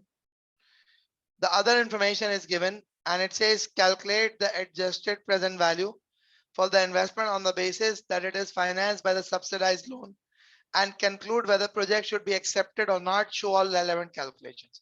So you have to actually discuss if the project should be accepted or not. Second is discuss the issues which Tipletine company shareholders who are not directors would consider if its directors decided that new investment should be financed by issue of convertible loan notes, so on so on. You're not required to carry out any calculations. So we're going to talk about that. But first of all, let's just talk about the other aspects. So take 5 minutes, try to read through this details of investment so that we could discuss. What does it say? It says the new investment is being appraised over a 4-year time horizon. Revenue from the new investments are uncertain, and Tipletine Company's finance director has prepared what she regards as a cautious forecast. She predicts that it will generate 2 million operating cash flows before the marketing costs in year 1 and 14.5 million operating cash flows before marketing costs in year 2, with operating cash flows rising by the expected levels of inflation in years 3 and 4. Marketing costs are predicted to be 9 million in year 1 and 2 million in each of the years 2 to 4. The new investment will require immediate expenditure on facilities of $30.6 million. The tax allowable depreciation will be available on the new investment at an annual rate of 25% reducing balance basis. It can be assumed that there will either be a balancing allowance or a balancing charge in the final year of the appraisal. Finance director believes that facilities will remain viable after 4 years, and therefore a realizable value of this much can be assumed at the end of appraisal period. The new facilities will also require immediate initial investment of this much in working capital. The working capital requirements will increase by the rate of inflation for the next 3 years, and any working capital at the start of year 4 will be assumed to be released at the end of the appraisal period. The stipulating company's pays tax at an annual rate of 30%. The tax is payable with a year's time delay. So year 1's tax is paid in year 2, 2 and 3, 3 and 4, 4 and 5. Working capital, the tax is payable with a year's delay. Any tax losses on the investment can be assumed to be carried forward and written off against future profits. Predicted inflation rates are as follows. Now, the first thing before we go here and there is to actually have the cash flow preparations. I bet the first thing that we need to do before we go here and there is to have the cash flow preparations. Now, when we talk about this stipulating company, when we talk about the stipulating company, time period 0, 1, 2, 3, 4, and then 5. The operating cash flows,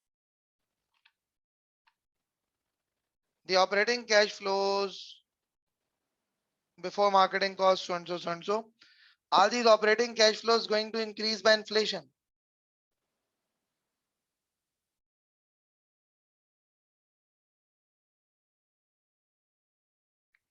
Okay, working capital requirement will increase with the rate of inflation for next 3 years.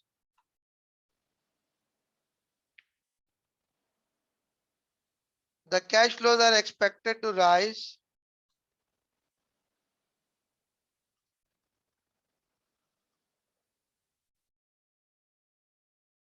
with the expected levels of inflation in years 3 and 4. Now see, just read through it. It says the revenues from new investments are uncertain and has prepared a cautious forecast. She predicts it will generate 2 million operating cash flows before marketing costs. So operating cash flow is 2 million before marketing costs. The marketing costs are gonna be what? 9 million in year 1 and 2 million in each of the year 2 to 4. So it's actually 9 million, 2 million, 2 million, 2 million. The operating cash flow for the year 2 are gonna be 14.5 million. So they're gonna be 14.5 million, and then they're gonna increase by the expected levels of inflation, which is year 3 it's 5%, year 4 it's 4%.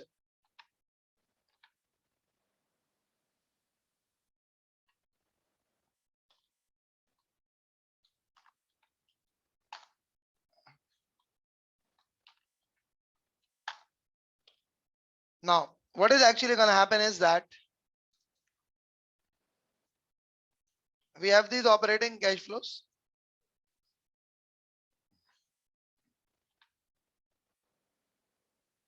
The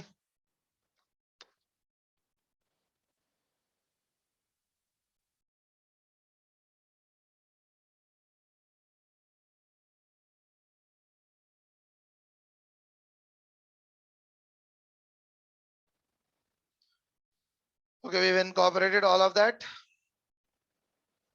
Tax allowable depreciation is 25% reducing balance basis. Okay, so we're gonna say depreciation. The investment is what? 30.6 million. The investment is what? 30.6 million. So the investment is 30.6 million. What are we gonna do? We're gonna say that let's just try to calculate the depreciation for it, because the way you can do it is that you could do it both ways. The way I want to do it is that I want to actually calculate the depreciation, incorporate the depreciation. 30.6 into 0.25.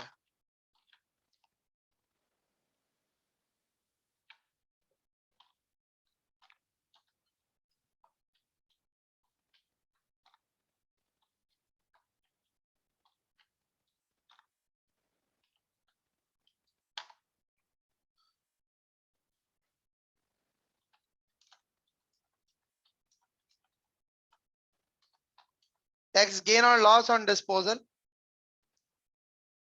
How do we calculate this gain or loss on disposal?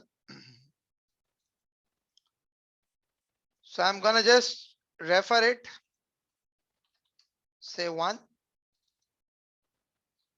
Now what am I gonna do? I'm gonna say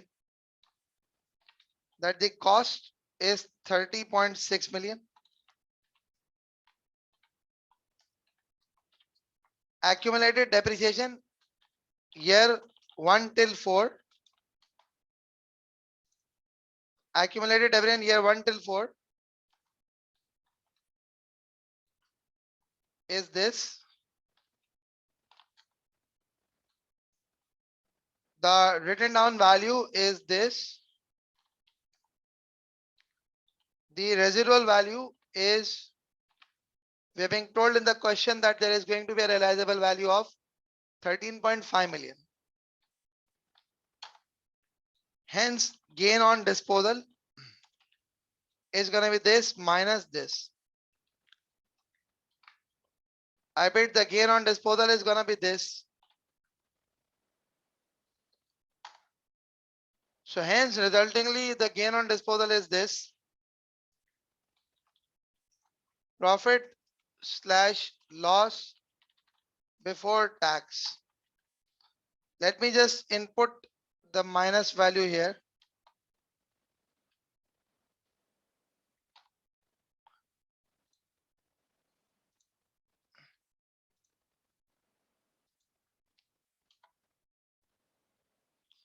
Now what would happen is that you would have this.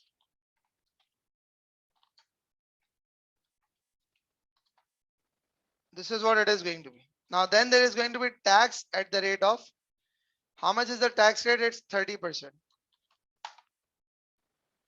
So what happens is that the tax here is going to be 0. Why? Because we have a loss. For this year,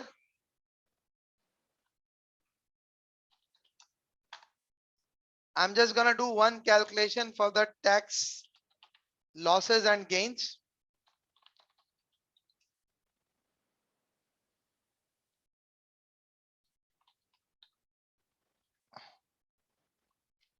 It's actually year taxable income,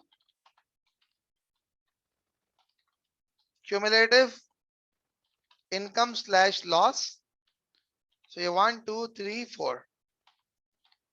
You've got a taxable income here of this. You've got a taxable income in this here. You've got a taxable income in here. You've got a taxable income in here. Now, so what is actually going to happen is that at the end of year 1, there are going to be loss.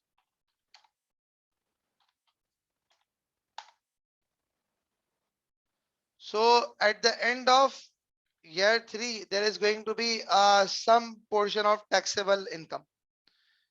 So what we are going to do is that we are going to say tax at the rate of 30%. This is 0, this is 0, this is going to be this into 0.3. This is going to be this into 0.3. So hence what happens is that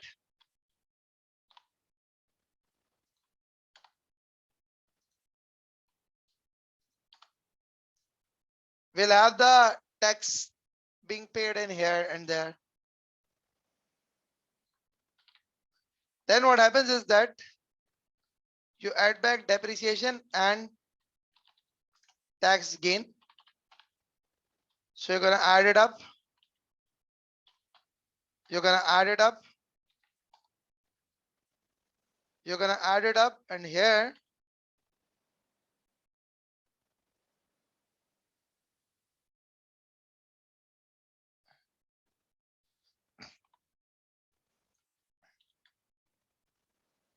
okay, just wait a bit.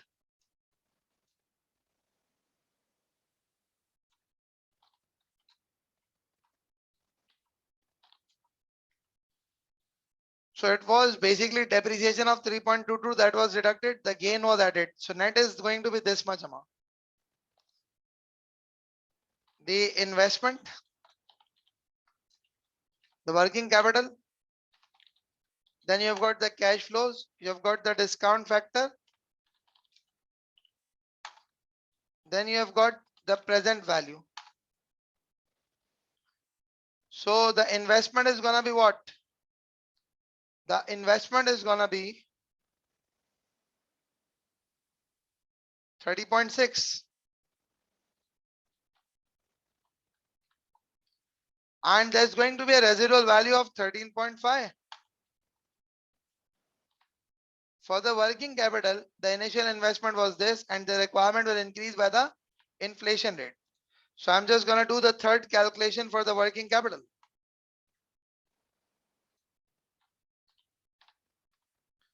For the working capital, what are we going to do? We're going to say that year working capital and then incremental working capital.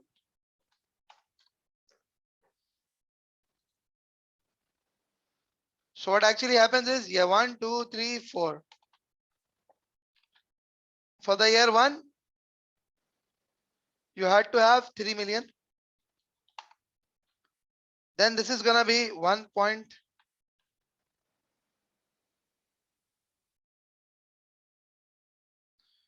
The working capital requirement would increase by the rate of inflation. The working capital requirement would increase by the rate of inflation. So how would it increase? For the year 2, it's 6%. For the year 3, it's gonna be 5%.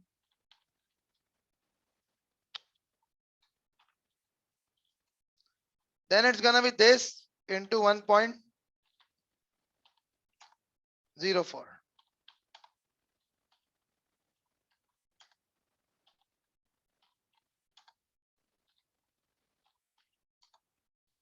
So we have these incremental working capitals being invested. So how would you record it? You would say this here. Then you would say this additional in here. Sorry. This. And then this. And then what would happen is that this. So you'll have the working capital in here. Now what is going to happen next? Try to understand.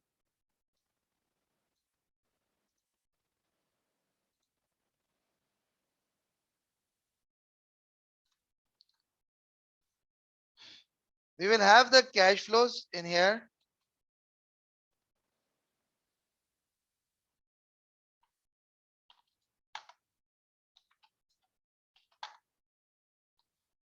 And then what would happen is that you would have the discount factor and then you would have the present value.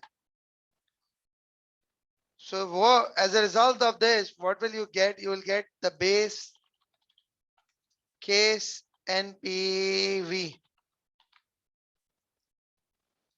Let me just zoom out a bit.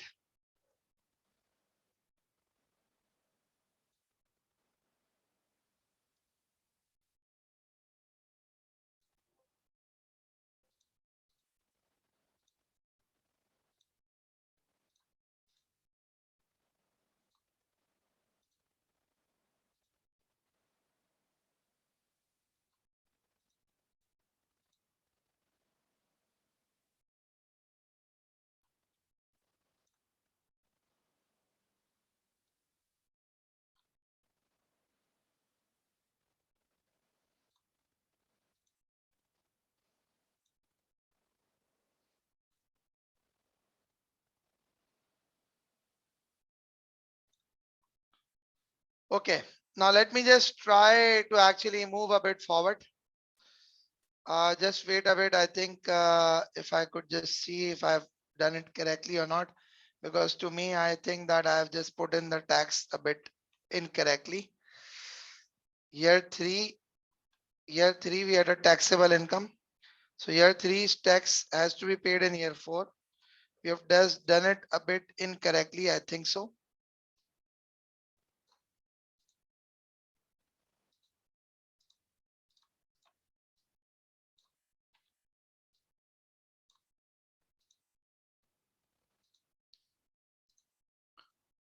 Where's this tax? Okay, so for the year 3 tax, you would actually be paying in year 4, and the year 4's tax you'll be paying in year 5.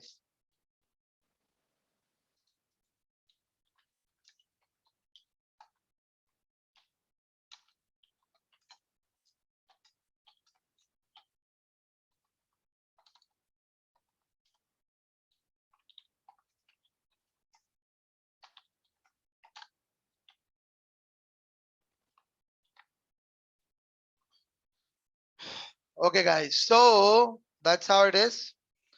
Now we need to talk about this is what we have done with respect to cash flows. Anyone having any questions up till now with respect to the cash flows? Yeah, anyone having uh any questions with respect to the cash flows? Anyone?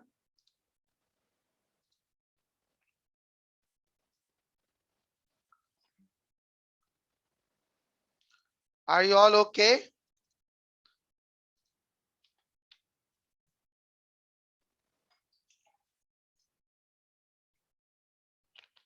Okay, I'm just gonna revise the calculation of working capital.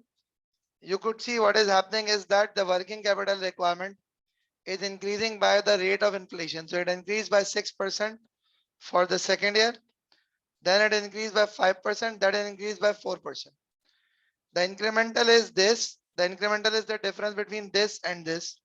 The incremental is the difference between this and this. The incremental is the difference between this and so the incremental capital is invested, and at the end of year 4, this is all recovered.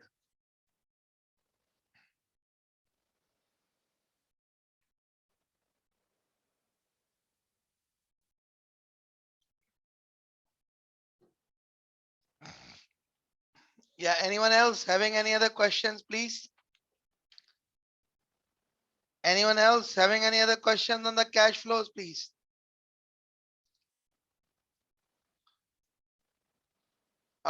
You wanna how you added the depreciation again?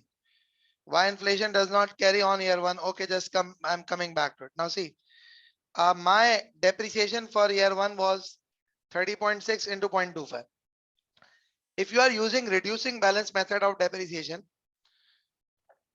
you should know that if the depreciation rate is 25%, that means that depreciation is going to be 75% of the current year's depreciation.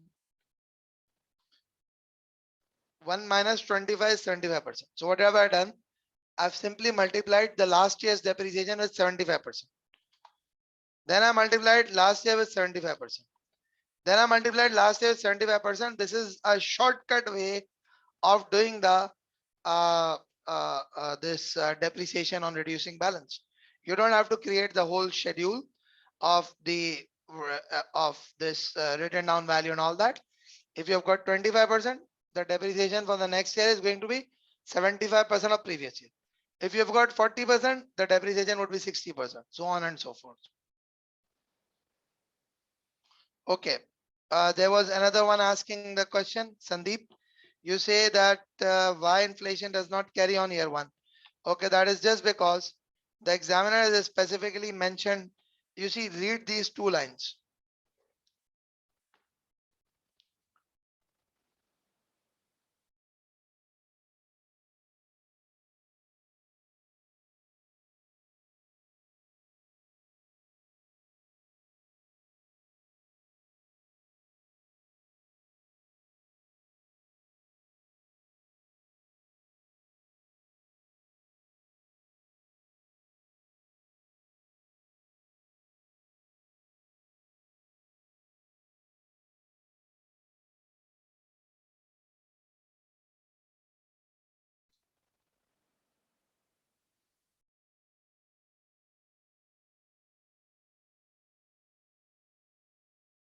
Okay, now see what happens is that there are 2 ways of doing the depreciation. What are those 2 ways of doing the depreciation? Let me just explain to you. One of the way of doing the depreciation is that you could actually um, recognize the depreciation expense because that's an expense for the computation of taxable profit. Then you add back the depreciation because it's a non-cash item. The other approach that a lot of people they adopt is that they say that whenever we have got the depreciation, a lot of people what they do is that when they say that uh, when there is this depreciation, they actually calculate the tax savings on that depreciation, and that tax savings on the depreciation is actually added back, so they don't show the depreciation. So there are two ways of doing it. How did we find the WDV of 9.68? Okay, here you go. All that I had to do was uh, I had a cost of 30.6. I did accumulated depreciation on the basis of all this. Then I ended up getting WDV.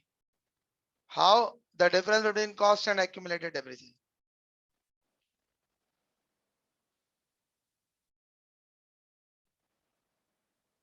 No, Mohsin, what are you dividing by 4?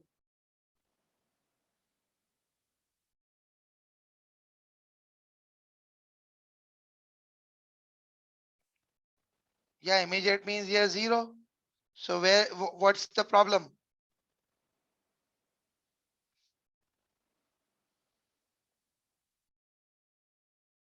Sandeep, where is the problem? Rotendo, just wait a bit. I'm just going to go on to the losses. About the inflation. Okay. Okay, why have I not taken it? Because he specifically said that it's for year 1. There is nowhere mentioned that the cash flows are in current price systems.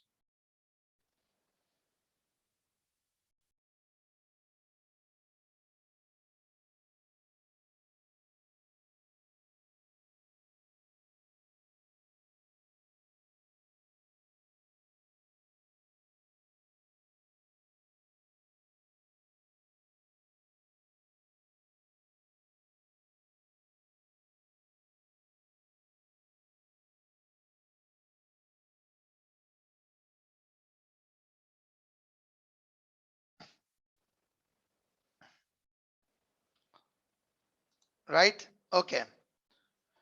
Shouldn't be 8% used for year 1? No, because it says that the new facilities will also require an immediate initial investment in working capital of 3 million. Working capital requirements will increase by the rate of inflation for the next 3 years. For the next 3 years. And any working capital at the start of it. So basically, the year 1's requirement was 3 million. It includes the impact of inflation. For the year 2, the year 2's inflation is going to be applicable. The inflation in year 2 is going to be 6%. So it increase it by 6%.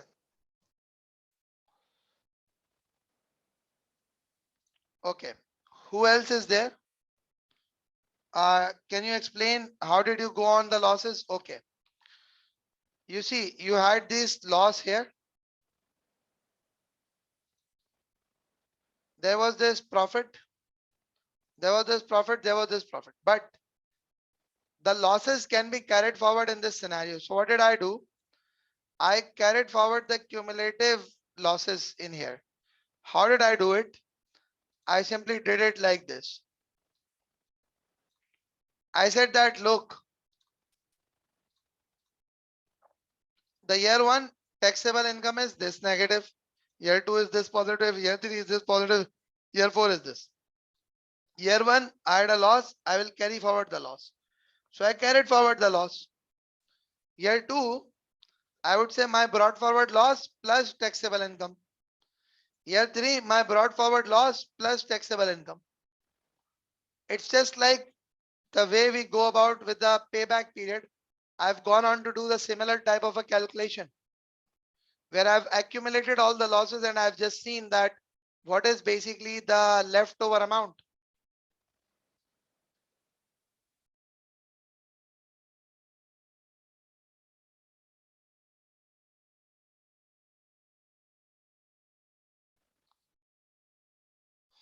Okay. Are there any other questions on these cash flows now? Or are there any further explanations that you people would like on these cash flows? Anyone?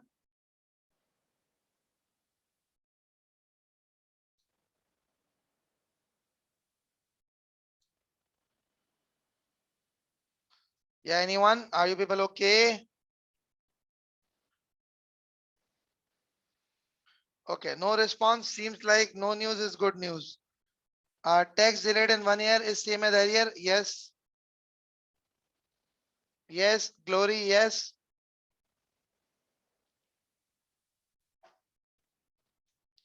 So let's move a bit forward and let's discuss further. Lovely, George. Thank you. Now let's move. So here we have got the financing of the investment.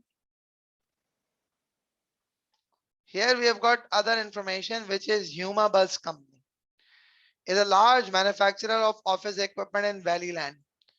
So we are actually, our competitor is, sorry, we are getting into an office equipment industry, and this Huma Bus Company is one of the manufacturers there. Huma Bus geared cost of equity is estimated at 10.5%. So geared cost of equity.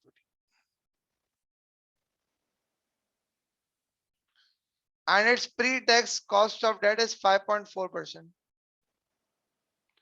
These estimates are based on capital structure comprising this much 6% irredeemable bonds trading at this, and 125 million $1 equity shares trading at this. Humabuzz also pays tax at an annual rate of 30% on its taxable profit. Now see, you know this thing that in order to calculate base case NPV, you need to have the all equity rate. I bet. What is it? You need to have the all equity rate. So for number 4, the discount rate to be used. All equity rate to be used should be determined using MM2.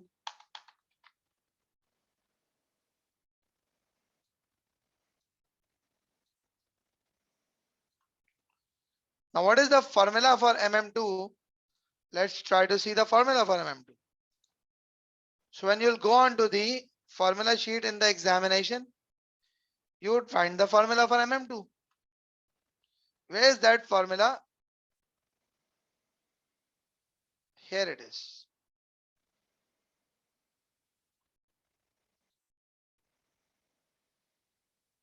Here it is. This is the formula. So if we have this formula, we got to use this in the examination.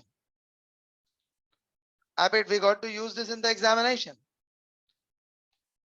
So VD is equivalent to D. VE is equivalent to E. The T is equivalent to tax rate.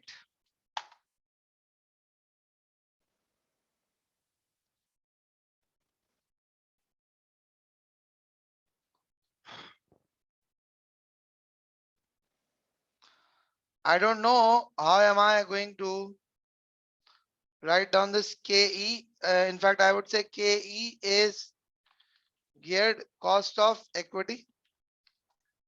KEI is ungeared cost of equity. So here, if we try to calculate this debt,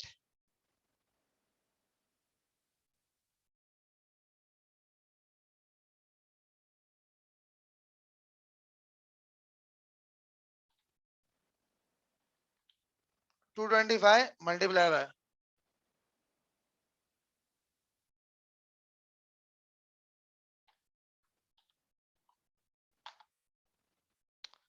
value of equity is gonna be 125 million shares trading at 3.2. The tax rate is 30%. The geared cost of equity is 10.5%. Ungeared cost is not known. So we got to calculate the ungeared cost of equity.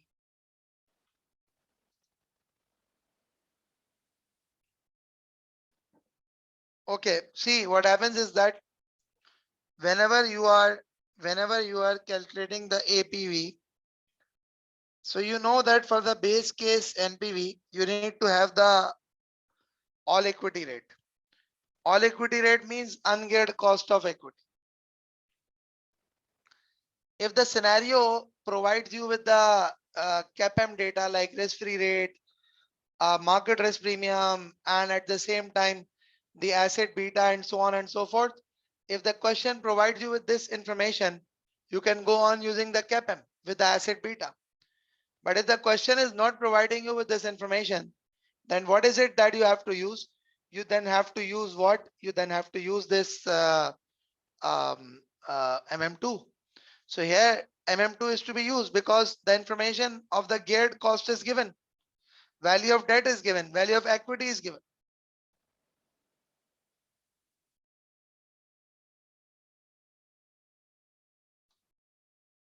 So basically ungeared cost of equity is going to be calculated like this.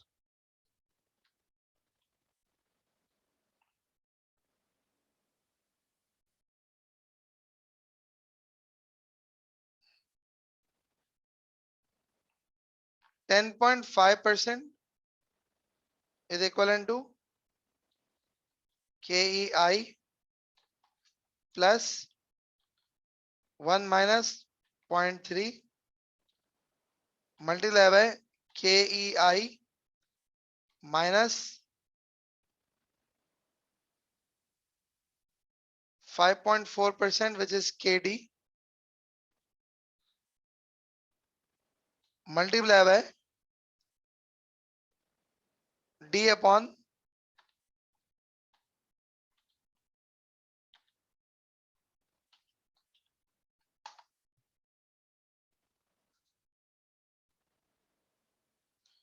thank you. KD is 5.4%.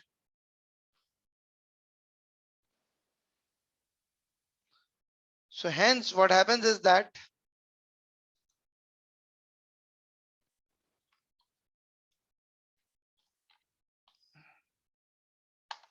10.5% is equivalent to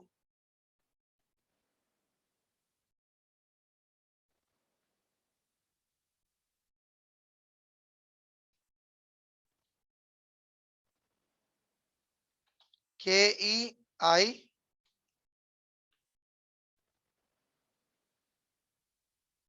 plus 0.7 KEI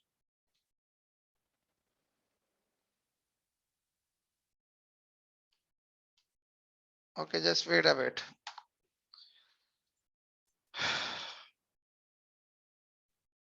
This 240.75 divided by 400 is 0.60188.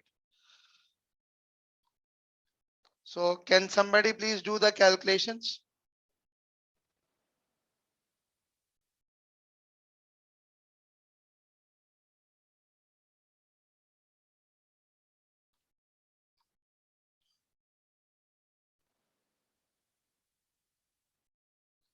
It's actually gonna be KEI plus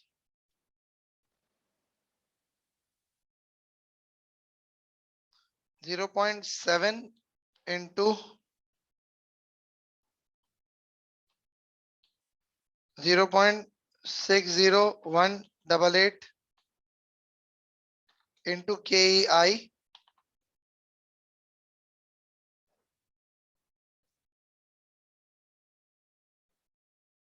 minus 5.4% into 0.7 into 0.60188.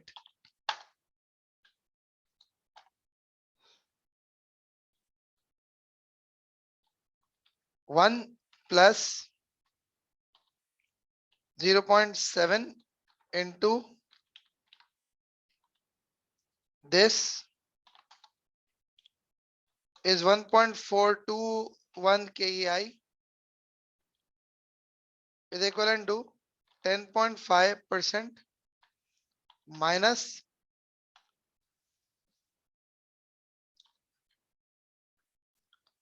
5.4% into 0.7 into this.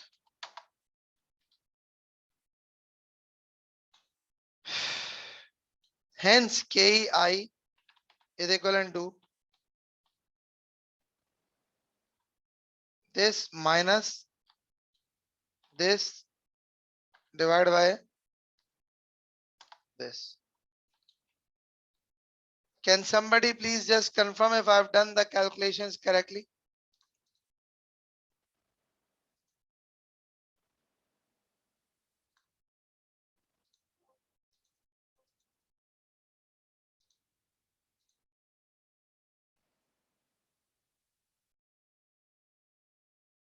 Yeah, you got to rearrange the formula.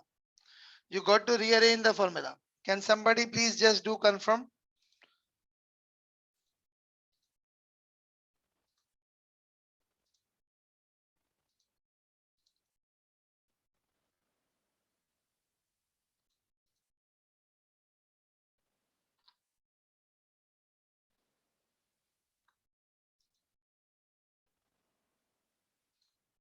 Okay, can you identify the error?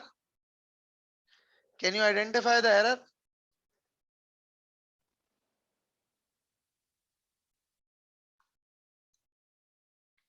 Okay, here we go. This is where the error is. KEI is 8.99%. KEI is 8.99%. It's just that we have used this formula for the estimation. So once we have used this formula, it's the rearrangement that you need to consider. The discount factor is going to be 9%. It's 1.09 power minus n.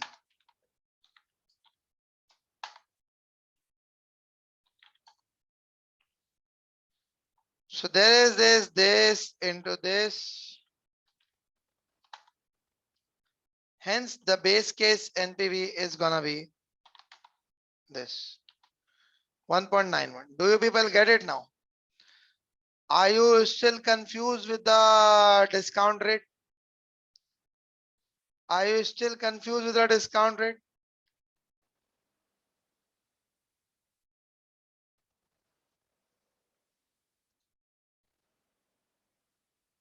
Okay. This is what we have got, an all equity rate 9%. Using this formula, we have just done the whole calculations. We have just completed the whole calculations.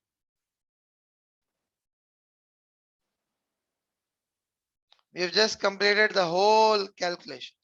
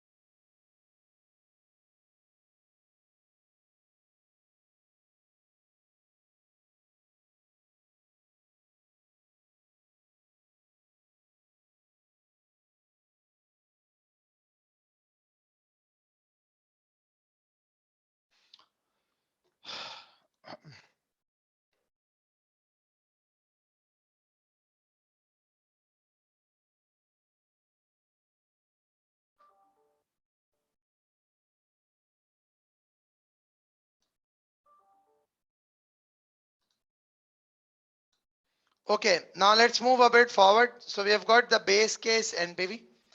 Now what is it that we need to do? We now need to move a bit forward and let's see that we need to consider the financing side effects. What is it that we need to consider? We need to consider the financing side effects. When we talk about the financing side effects, let's just try to understand. Thanks, Mohsen. Now, what does it say? It says with respect to all this that financing the investment. Tipleteen has been considering two choices of financing the all 30.6 million needed financial investment. A subsidized loan from government loan scheme with loan repayable at the end of the 4 years. Issue cost of 4% of the gross finance would be payable. The issue cost of the 4% of the gross finance would be payable. Interest would be payable at a rate of 30 basis points below the risk-free rate of 2.5%. In order to obtain the benefits of the loan scheme, Tipleteen would have to fulfill various conditions, including locating the facilities in a remote part of Valleyland where unemployment is high. Now what next is there? Convertible loan notes. If I talk about convertible loan notes, I'm not going to be discussing them right now. Why? Because he has told me in the requirement that you got to assume that it is being financed by subsidized rate loan. So if the examiner has told me that you got to assume that it is financed by subsidized rate loan, so I'm going to talk about subsidized rate loan. I'm not going to talk about this convertible loan note right now. Now, what does it say? It says issue cost for subsidized loan and convertible would be paid out of available cash reserves. So you already have the cash reserves available. What do you have? You have the cash reserves which is available. Issue costs are not allowable as tax deductible expense. So issue costs are not allowable. In initial discussions, the majority of the board favored using subsidized loan. Appraisal of investment should be prepared on the basis of this method of finance to be used. However, chairman argued strongly in favor of convertible loan notes. So and so, so and so, so and so. Now, let's just try to talk about the tax savings due to interest. Let's just talk about the present value of tax savings due to interest. Sorry, the financing side effects.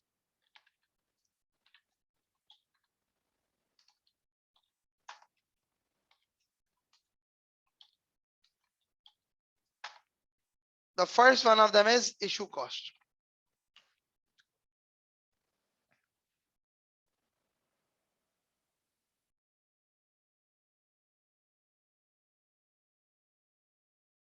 Now, the examiner is saying that we have the cash reserves available from which we can pay the issue cost. The issue cost is going to be 4% of the gross finance that is going to be obtained. Issue cost is going to be 4% of the gross finance that is going to be obtained. So basically, the amount of finance that we are going to raise, how much is that amount of finance that we are going to raise? Now let's just try to understand that. It's 30.6 million. That's the finance that we are going to be raising. And we know that we have sufficient cash available to pay the issue cost. Now, I have an argument with the examiner because the way examiner does is that he treats 30.6 million as 96%. And then he calculates the issue cost. I would say that 30.6 into 4% is what you got to do. The way examiner treats it is that he says that 30.6 is 96%. So when the examiner calculates the issue cost, he calculates like this. He would say 30.6 divided by 0.96 multiplied by 0.04.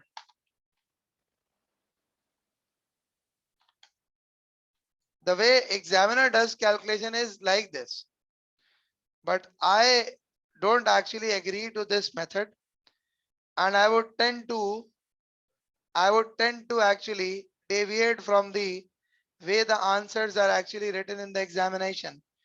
The reason being, I think that this is a vague assumption, because it is like that you have got the cash available to pay from your own pocket.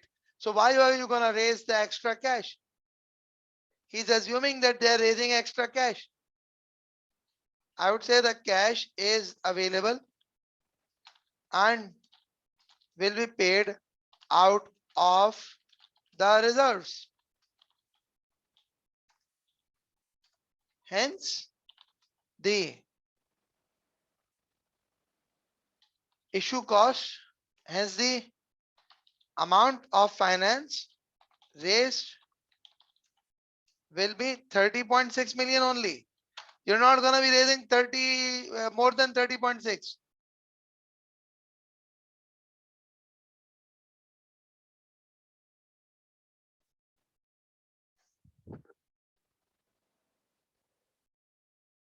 The examiner does the calculation like this, but I have an argument. I don't agree to the examiner's contention.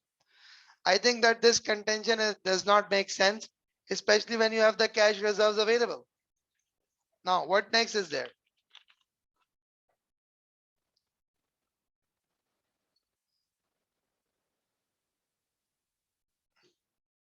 The next situation is the tax savings due to interest. Now, what is going to happen is that, what is your normal tax rate?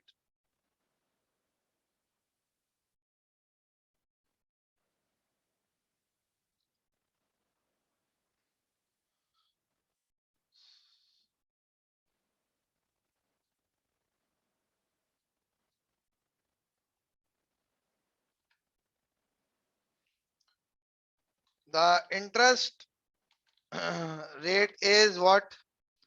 The interest rate is 2.5% minus 0.3%. So 2.2% is the interest rate. The interest cost per year. The interest cost per year is gonna be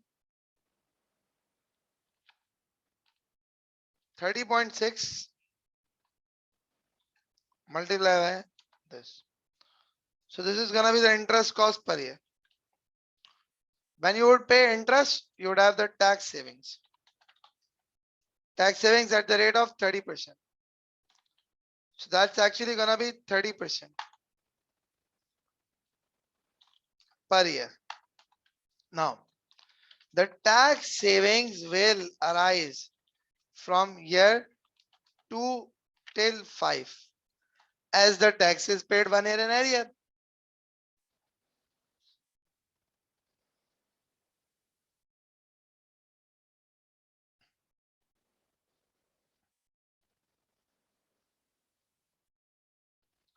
Right? Okay. Here, when we talk about convertible loan notes, there is an important piece of information available, which says convertible loan notes with subscriber for the notes, including so and so. Loan notes would have an issue cost of this much of the gross finance. If not converted, loan notes would be redeemed in 6 years. Interest would be payable at 5%, which is Tipleton's normal cost of borrowing. That's the important line. So, what am I gonna do? I would use year 2 to 5 annuity factor using 5% rate.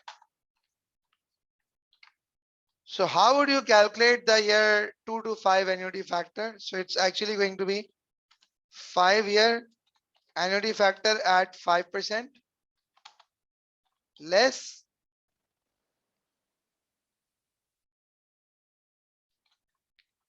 year 1 PV factor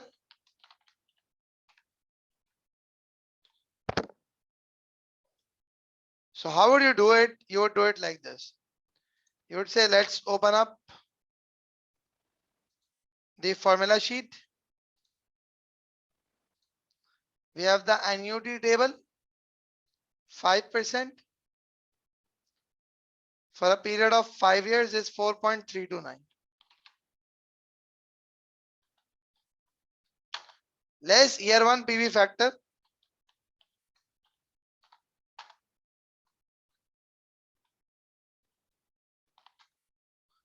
Hence, this plus this gives you 3.3766. So the present value of tax savings due to interest is gonna be this per year. Multiply by year 2 to 5 annuity factor, this. So it's actually gonna be 0.68 million.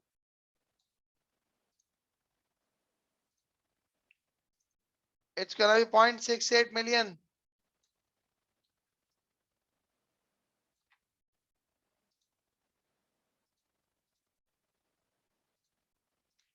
You get it now? Okay, do you people understand this? Yeah, do you people understand this? Abid, do you people understand this? Is this okay to you people?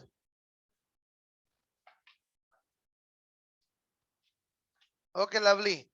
So now let's move a bit forward and let's discuss a bit further. Okay, so we have been able to calculate the tax saving due to interest. Now let's move a bit forward and let's try to discuss further. Now the net interest saved due to subsidized rate loan. How are we gonna do this? Let's try to understand. We're gonna say normal interest rate is 5%. Subsidized loan rate is 2.5% minus 0.3% gives you 2.2. Interest saved is what? 3 point some percent or 2.8%. The interest saved is 2.8%. Now, so annual interest saved is gonna be what? This 2.8 multiplied by 30.6 million. The extra tax at the rate of 30% is gonna be this into 0.3. Now try to understand. This interest is gonna be saved from year 1 till 4. 1, 2, 4. This tax would be incurred from 2 to 5. Do you get it? This is important. The timing of cash flows are important. You got to understand the timing of the cash flows, my friends. I bet you got to understand the timing of the cash flows.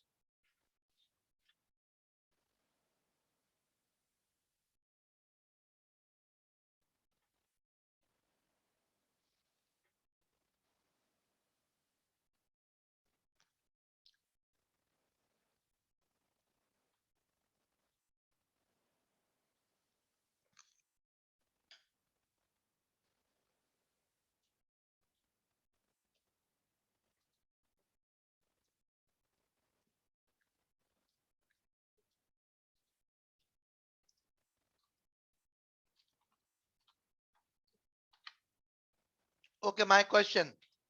When will you pay interest? Yeah, Rutendo. When will you pay interest?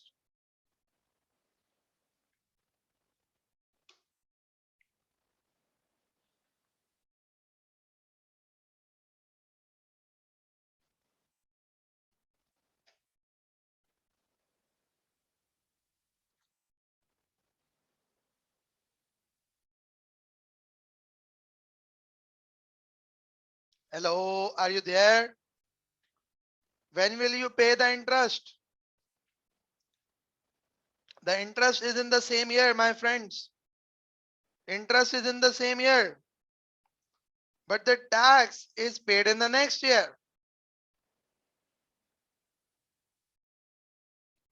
I mean, tax is paid in the next year. The interest is paid in the same year. I paid the interest is paid in the same year, but the tax is actually paid in the next year. So basically, that is why what is actually going to happen is that you need to understand this thing, that it is actually going to be what? It is actually going to be like this, that you would say that it's year 1 till 4 and then the extra tax would be year 2 to 5. Now, if I say discount rate is 5%, so for interest saved,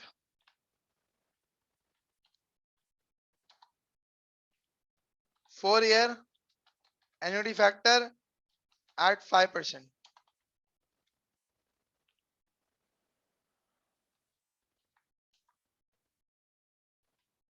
So how would we get that? Let's talk about 5% 4-year 3.546.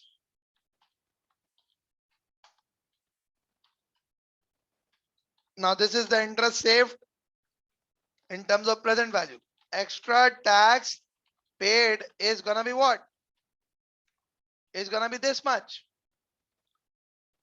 And what would happen is that for the extra tax, 225 annuity factor at 5%, it's gonna be what? We already have that. So hence, this is what it is going to be. Then you would have the net savings,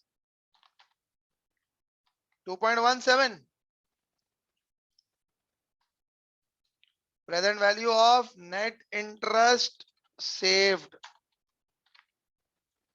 This is what it is going to be. I paid, this is what it is going to be. Do people get it? This is what it is going to be. I'm waiting for you people to absorb all this for 5 minutes.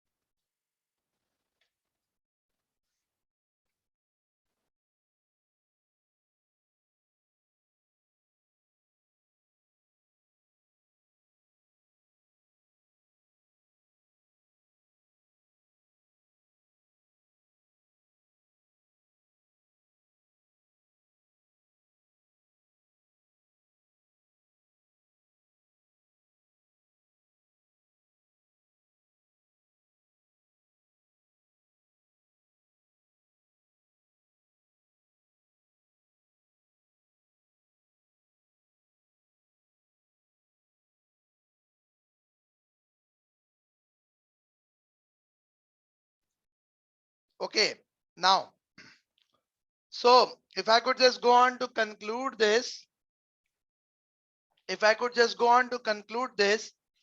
I could say that the adjusted present value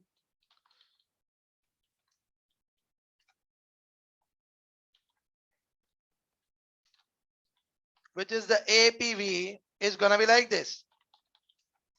Base case NPV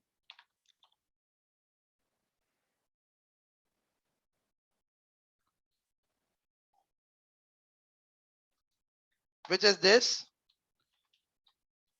then present value of financing side effects, the issue cost, the present value of tax savings due to interest, the present value of net interest saved. What is going to be the issue cost? It's going to be this. The tax savings due to interest is going to be this. The net interest saved is going to be this. So you'll have the whole APV 3.54 million. Is this okay to you all?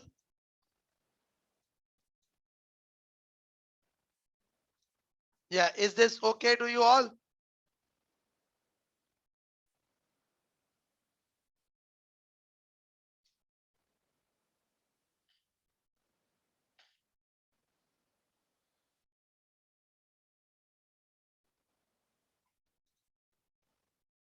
Okay, so we are done with this APV part.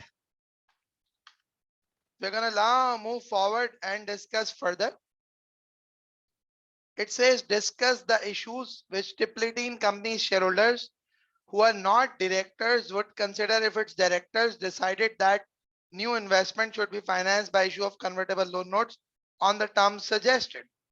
Now, you're not required to carry out any calculations when answering part B. So the examiner's requirement is very clear. Now, you got to read this para, you got to read this para. Now, waiting for you to actually go through it. Take 2-3 minutes, try to come up with the points.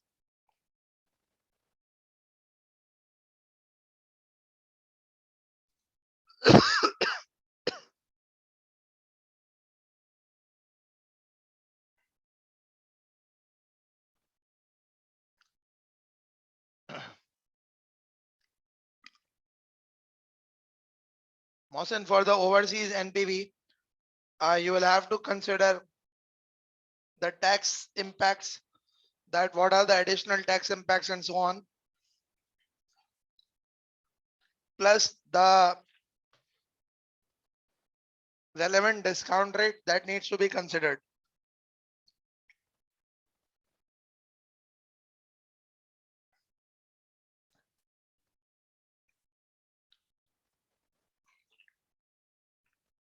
Depending upon which country you have obtained finance from.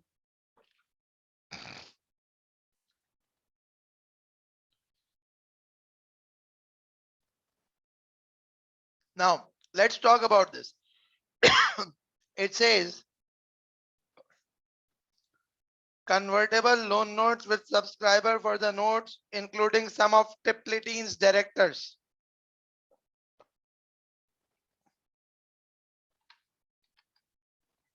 Generally, okay, I'm just going to do the answer here on the spreadsheet only.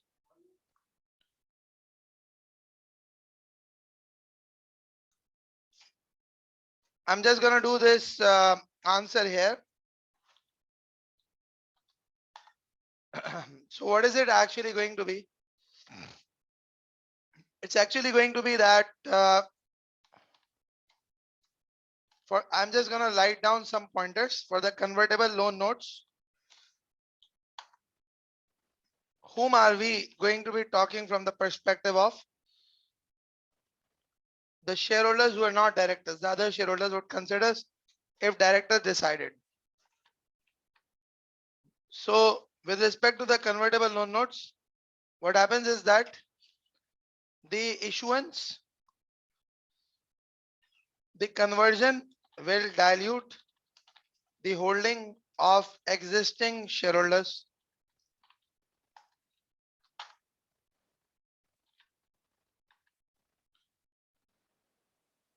The loan notes would have issue cost of 4% of gross finance. If not converted, they would be redeemed in 6 years time.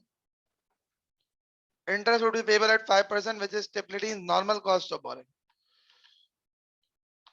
Usually convertible loan notes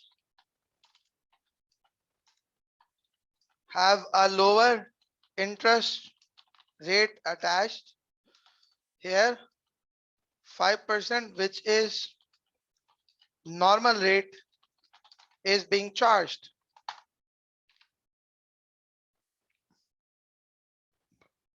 The conversion would take place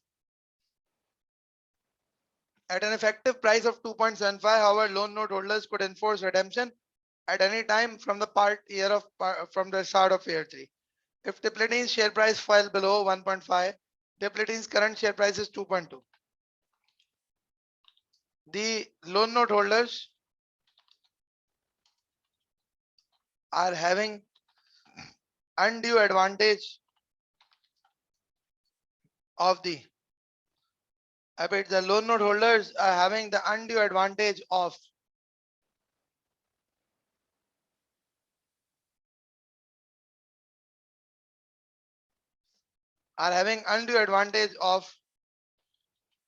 exercising redemption right before the maturity date.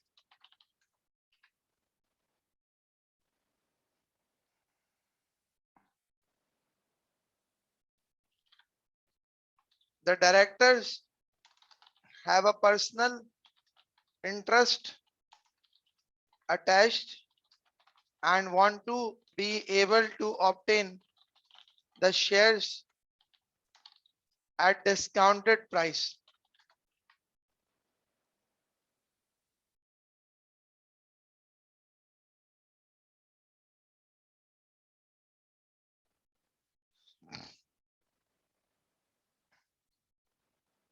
So he says that discuss issues which Tipletine shareholders who are not directors would consider if director decided new investment should finance by the issue of convertible on the terms suggested. A comparison is to be made of the extra cost attached to hiring employees to avail subsidized loan with the cost attached for the convertible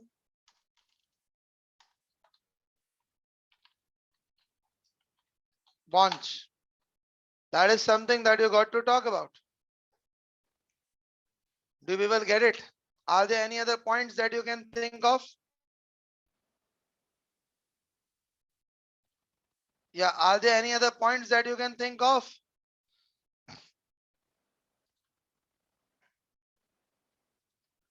Are you able to think of additional points?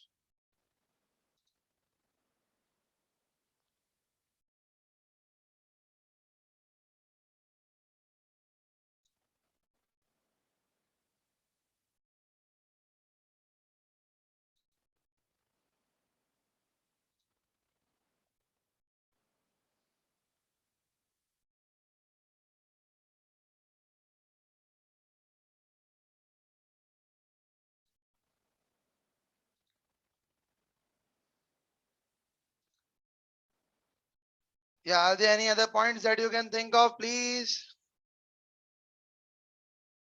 Any other points?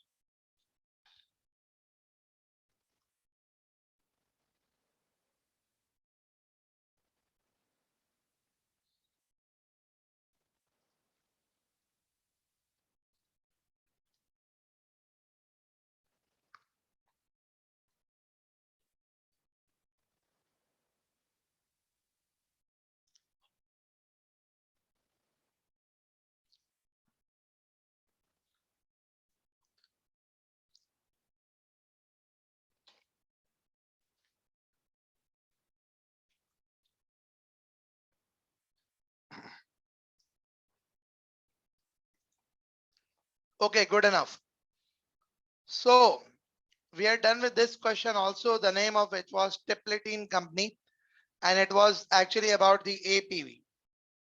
Now, What I would like to do is that I would like to actually have a discussion with each one of you one by one and ask about the questions, the queries that you have, and you can talk about any aspect of the AFM. You can have any queries. You can comment on this session. You can comment on many other things. So I'll just open the floor to you people, starting from Abdullah Mambo. Abdullah, how are you?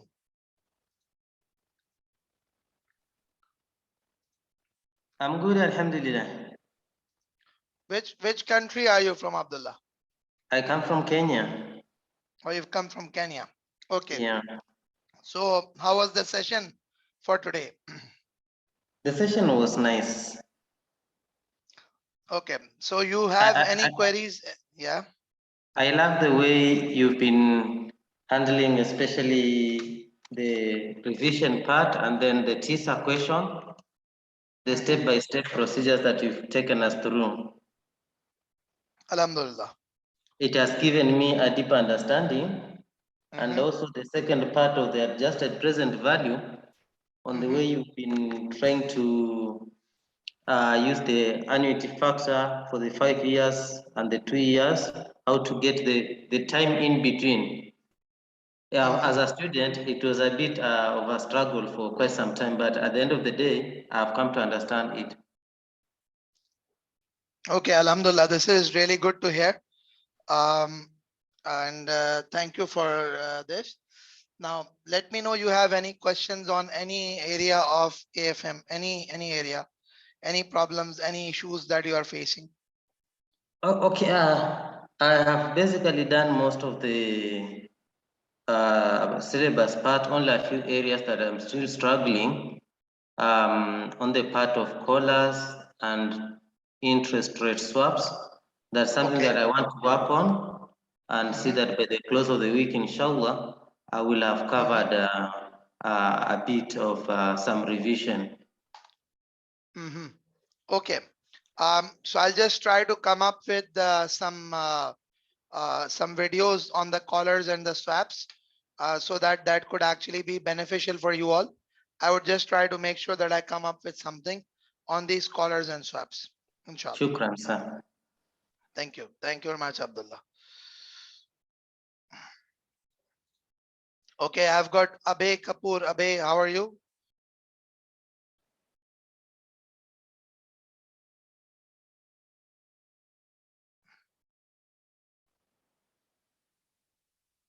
Yeah, hello. Are you there?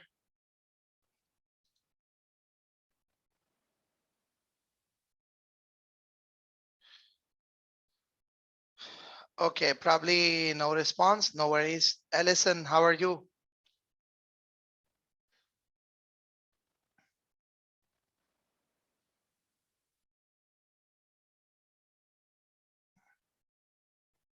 Unable to hear you, Ellison. You are unmuted, but I'm unable to hear you.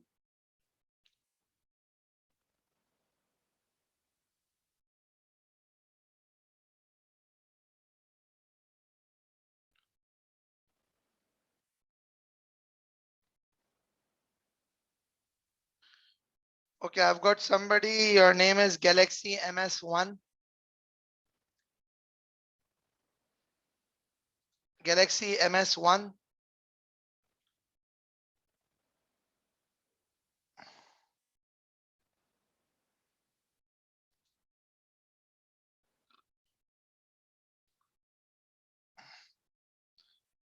Thank you very much, Sardar Tamur.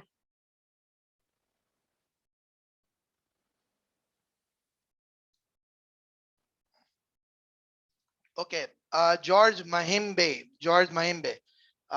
You can unmute yourself, George. Hi, Luqman. How are you? How are you? I'm good, thank you. Which country are you from? I'm from Zimbabwe. How are conditions there? It could be better. We're getting into winter now. Alhamdulillah. So, any questions, any queries, any comments? Yeah, basically, I think the presentation was very good. I like particularly the methodology in attempting a question. I think the step by step would make any area very clear to a student, just like what my brother from Kenya, Mambo, has said. And also, the calculations are not haphazard. The calculations are logical, so you are able to follow back. Even if I try to go and redo what you have presented, I'm able to follow step by step of what is required from me if I'm in an exam situation. So thank you very much for the presentation. Thank you. You're welcome. Thank you. I'm still to grasp a few concepts to do with hedging also, and on how to construct the hedge, whether it's interest or the options, and then a few struggling a bit on the real options. But I hope with time or with the few reading and also revisions, I'll be able to catch up. Okay, you have, I mean, like you did see that when I showed you the playlist, did you see that I was showing the playlist to you people? But unfortunately, I joined late. I was coming from work. Okay, that is okay. No worries. Just hold on a bit. Just hold on a bit. Let me just show you, because this is actually gonna sort out a lot of things for you. Hopefully, inshallah.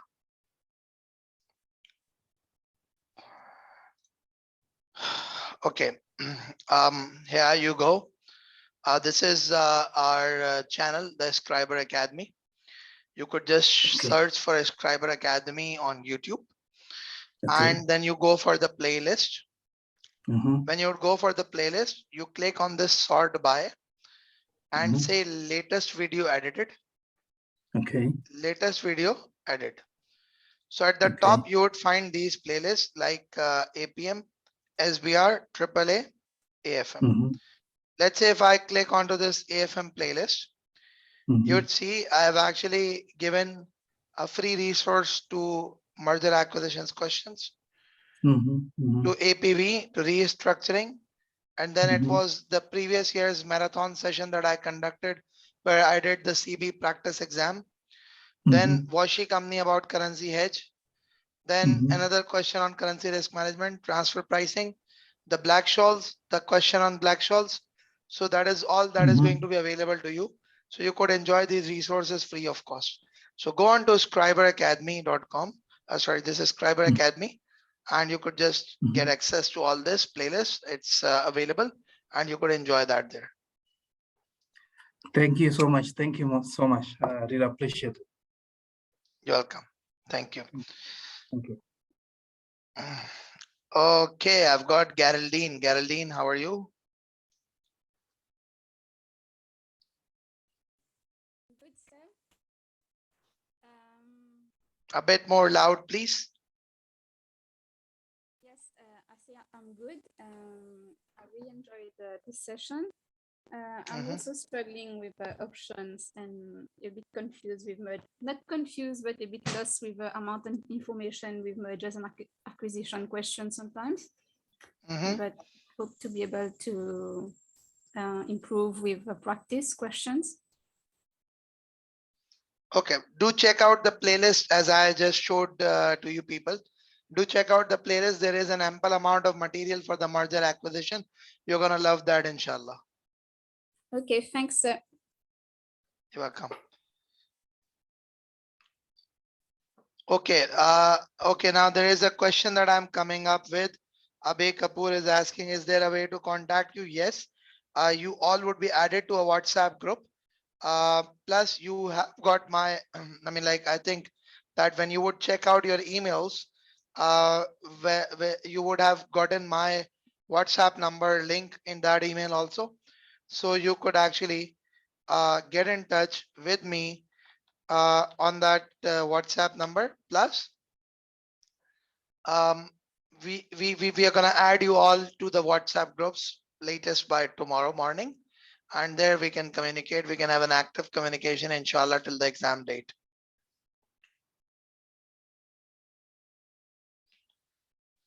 Okay, James Macchio. James Macchio, how are you? Yes, sir. How are you? I'm okay, sir. I'm following from Kigali, and I was interested in your methodology of just decoding the data from the case studies. My challenge was just how to extract that to fit into the form, go on with the calculations. Now I was happy that you went each.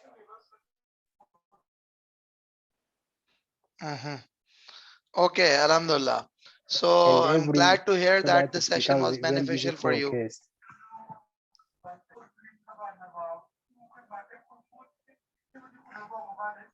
Are there any questions that you have, any queries that you have? Currently, I don't have any query because I have been following and what it seemed to be, but also I followed the process, and I think with them again, I will just revisit this lecture. I know I will just catch up each and everything. Okay, this is glad to hear. Do check out the playlist. You would get access to the playlist, inshallah. Do check out the playlist, right? Thank you, sir.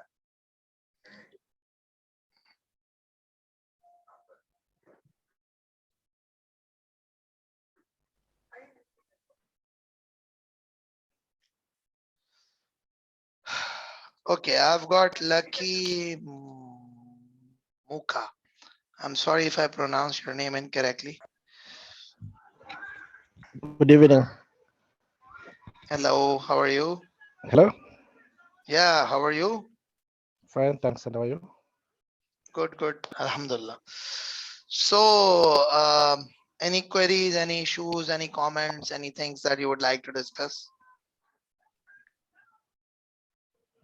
Okay, though I joined a bit late, I was at work, but with APV, I don't have much of a problem. The only queries that I have where I'm still lagging behind is on acquisitions, where if there's a share exchange, it's still confusing me a bit. I'm talking about consideration when there's a share exchange and not a cash consideration. That is still confusing me. And then on currency risk, how to determine whether on options, how to determine whether it's a call or a put. With interest rate, I'm okay, but on a currency, how to determine whether it's a put or a call, sometimes it confuses me depending on the currency that is being used. And also, like the other colleagues said, I still have a problem with callers. Okay. Let me just explain to you something with respect to this. Just wait a bit. Okay. You see, when we talk about the options, there are basically two types of options, right? And what are those two types of options that we have? We've got one of the options, which is the call option. We've got an option, which is a put option. Call option is option to buy.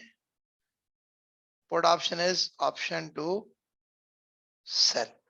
Now, for example, you are a US based company. So your home currency is dollars, right? Your home currency is dollars. Now, assume that you have receipts in euros. So what are you gonna do? If you have got receipts in euros, you're gonna actually sell the euros and you will buy dollars. Do you understand this?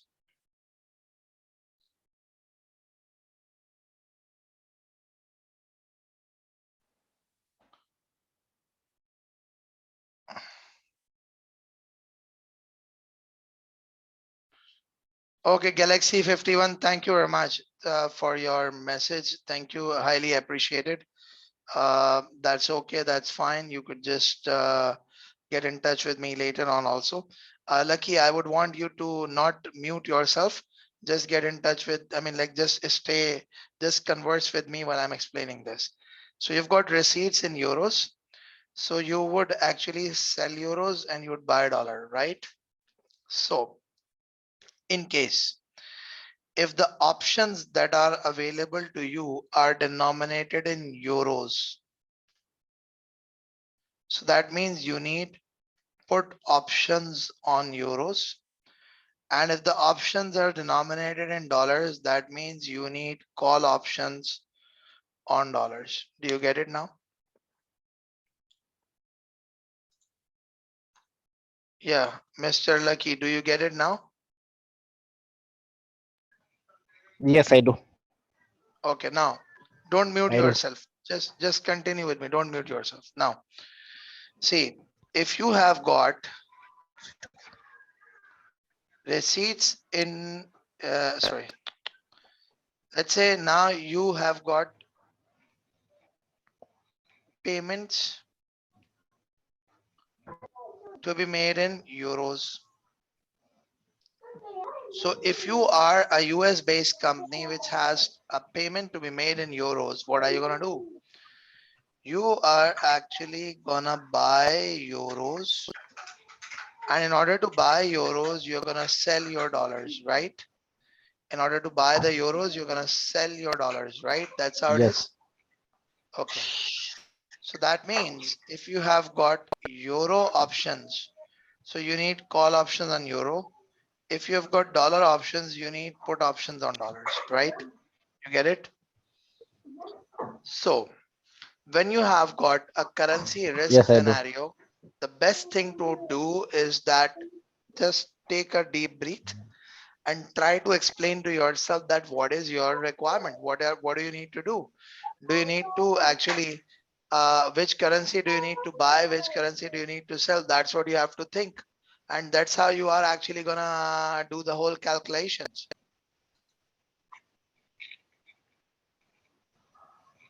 You get it now?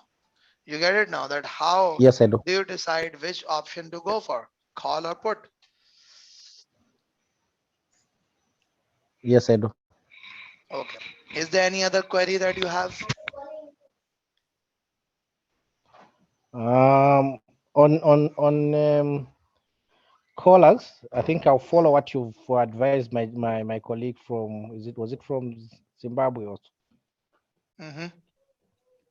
I had a problem with callers as well. I will come up with something for the callers. Don't worry. Okay. Okay. So next I've got Glory. Glory, how are you? I'm fine, sir. Which country are you from? Tanzania. Okay, from Tanzania. Okay. So how are things your end? I mean, like with respect to this AFM preparations and all that?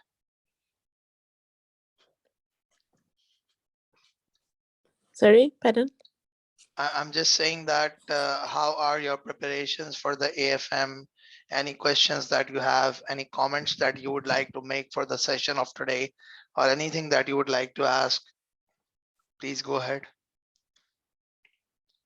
Okay. My main concern was on the risk management, the topic of risk management.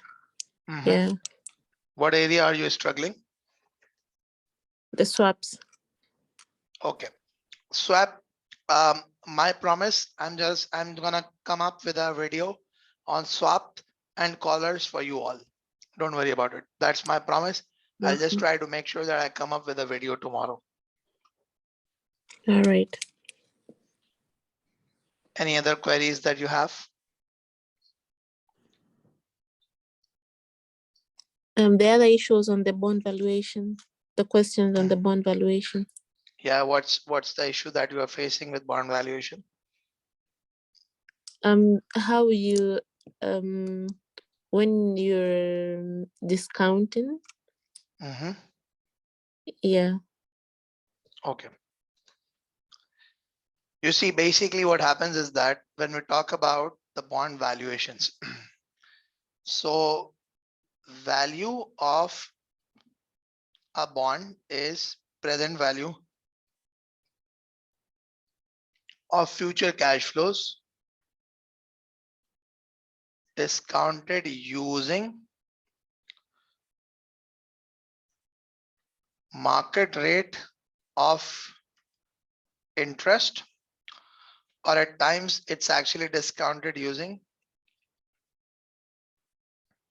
yield curve. At times it is discounted using yield curve. Now let's just try to understand. For example, you've got a 10% $100 3-year bond, and the market rate of interest is, let's say, 12%. So all that you're going to do is that you're going to say here the cash flow, the discount factor, and then the present value.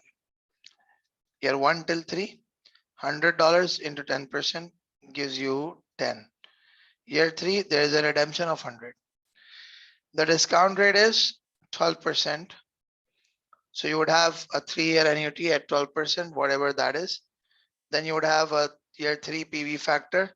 You multiply this cash flow into discount factor, and resultingly you would have the present value sum as the value of the bond. That's one thing. So value of a bond is simply the present value of future cash flows discounted using market rate of interest. That's one thing. Now at times what happens is that the examiner gives you the yield curve. Now what is that yield curve going to be? The examiner would say that the government curve, year 1, 2, 3, the government yield curve is 2.4%, 2.95%, 3.33%, let's say. And the examiner says that the credit rating of the entity is BBB. And there are these credit spreads given for the BBB credit rating. So let's say it's 35, it's 45, 90, etc. Now what does this mean? These credit spreads are usually in the form of basis points. Basis points means 1% is equivalent to 100 basis points.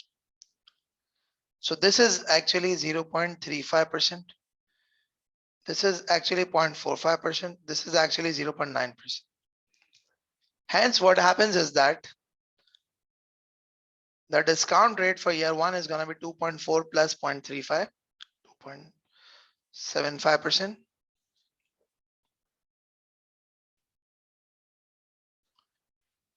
$2.95 plus 0.45 is 3.40%, 3.33 plus 0.9, 4.23%.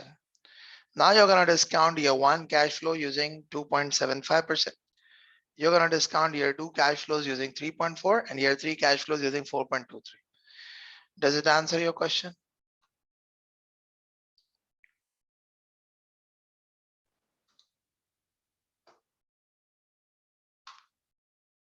Yeah, Glory, does it answer your question?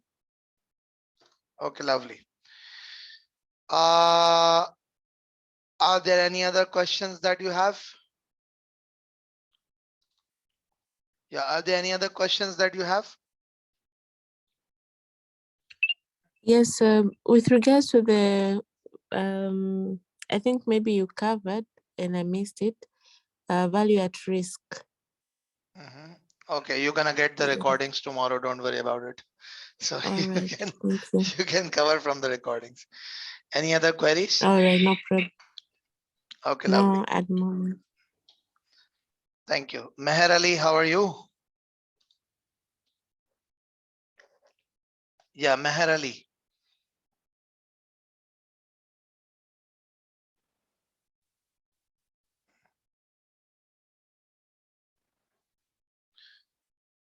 Okay. Yeah, Abigail, do you have any queries?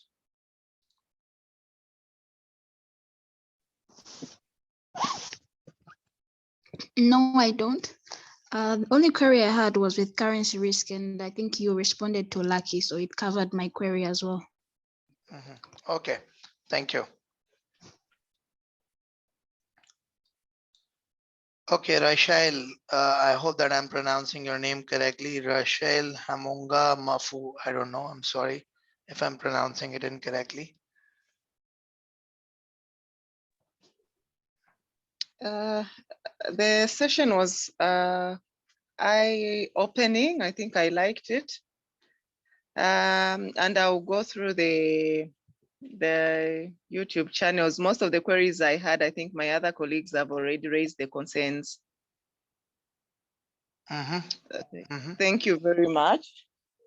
You are welcome. Which country are you from? I'm from Zambia. Okay, you're from Zambia. Okay. So all the best with your preparations, and do follow those videos that are actually being made available. Plus, you all would be added to the WhatsApp group, so you could just keep on asking the questions, and I'll be happy to answer them. Thank you. You're welcome. Thank you. Okay, I've got Rotendo. Rotendo, how are you?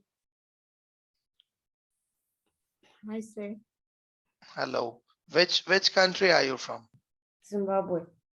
Oh, you're from Zimbabwe also. So we've got people from Zimbabwe. You're the third one from Zimbabwe. Okay. So any queries, any comments, any questions, anything that you would like to say or ask or anything? I think most of the stuff have been said. So I will check with the playlist. But my main query is on currency options, collar, and swaps. So yeah. It's my promise, inshallah, tomorrow you people will get a video on collar and swaps. Yeah, thank you, sir. Okay, lovely. So next is Sutarsana Rao. I think you're from Ireland, right? Hello, sir. Yep. Good evening. I'm from Ireland, but I'm actually a Malaysian. Yeah, you did message me, Ireland. right? Yes, Yeah, you yes, did that's message right. me earlier, right? So have you been able to handle, I mean, like the pressure of this AFM now? Are your preparations on track now? To be honest with you, I'm still kind of worried about AFM because financial management has always been my killer paper. I've been working on APM and AFM. I sat for AFM earlier on as well, but surprisingly, I'm more confident with APM compared to AFM right now. And the worst part is, like, usually the topics that people find easy, I'll find it hard. The topics that people find hard, I'll find it easy. So for instance, I don't have much problem with currencies, swaps, collars, and so on. I'm pretty much happy about that. I can cover up. But where I'm stuck is on the investment appraisal and sometimes mergers and acquisition. And my main problem is that when I go for the exam, sometimes because of anxiety or something, throughout the whole flow, you will miss something, like, out of nowhere, you'll just forget how to calculate cost of debt or cost of equity. So you might remember 100 things, but when you miss one step, you are just lost of track on how to continue with the rest. So I'm just wondering, in case if that happens again, how can I continue the question without getting stuck? Oh, I don't know how to do this. I don't know what is. Okay, I get your point. Now see, there are 2-3 things. One of them is stop thinking that you will fail. That's the first thing that you have to do. You got to stop thinking that you are going to end up failing the exam. That's the first thing. The second thing that you have to do is that when it comes to the examination, if you get stuck somewhere and you're not able to find a way, just skip that part and move forward. Like, for example, you are doing an NPV question and there is a specific cash flow that you are unable to understand. Just skip that line. What would happen? Your answer, your total cash flow calculation would be incorrect, right? That's the maximum that is going to happen. Let it be. you're going to only be losing marks for that part which you have done wrong. At times what happens is that we end up calculating a wrong WACC. We end up wasting a lot of time rectifying the WACC calculation. Ignore that. Just take a simple, like for example, just like I did the APV question. Let's say if you would have stuck up in doing the APV discounting, a lot of you people might not have been able to handle the MM2 in the examinations. So what would have you done with respect to it? So what you would have done is that you take an assumed rate rather than getting stuck for 20 minutes on the how do I calculate the discount rate. Hell with it. just go on assuming a rate on your own and apply that rate and move forward. That's the approach that you got to do. You see, you got to adapt this approach. First of all, just forget about it that you're gonna fail. And one more suggestion that I would like to give you is that when you are fresh during the day, like if you ask me, I would say I am fresh in the morning when I wake up, take a bath, and if there is a toughest of things that I have to handle, I can handle them either early morning or maybe late in the night when everyone is asleep and no one is around me. I could actually handle those things. So what I would recommend you is that you practice your weak areas. You practice your weak areas and just put yourself into the uncomfortable zone at home, at your workplace, or whatever that is before the examination, so that you know how to handle the pressure. So that's what you got to do. And inshallah, you'll be able to get through. Just follow these small tips. All right, sir. I'll definitely do that. Thank you so much. You're welcome. Okay, we've got the last one, Yolanda. How are you? Before she goes on, speaking up anything, let me just introduce this lady, Yolanda. She is an amazing lady. I mean, like she has been studying with me for some time, different subjects. She did SBR with me. She did AAA with me. And Yolanda, I'm sorry, you're from Trinidad, right? And she is an exceptional lady. Is always there to help out people. And I mean, like she always comes up with the request for different people that XYZ person is not able to afford. So would you please allow that person some discount, or would allow this person XYZ? So she's always been looking after people around her, caring for people around her. And at times also, I really appreciate her contribution towards at times she does give feedback, and that's a private feedback also, and I do really appreciate her. So before she could speak anything, I've just gone on to speak a lot about her. How are you, Yolanda? I'm fine, thank you, sir. Thank you very much for the compliments. Appreciate it. Well, first of all, I must say, such a great session, a wonderful session. It was very detailed.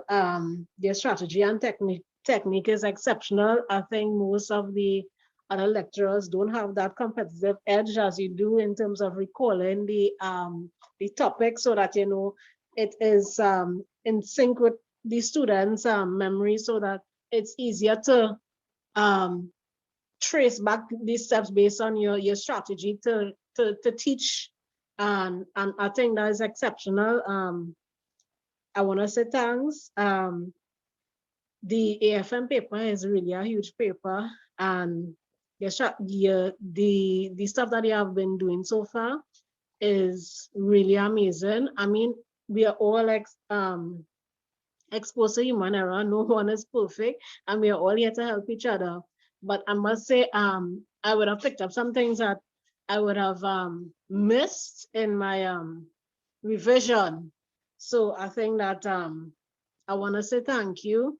I had to balance working and looking at this marathon, and I think I would have done well. I think most persons struggle with that risk management. The only question I have pertaining to the risk management that pertains to the currency risk and the interest rate management is, when do you determine the use of the closeout price or the lock-in rate? Is it based on the availability of information, or the lock-in rate is only used for interest rates, Okay. futures? I get your Yeah. point now.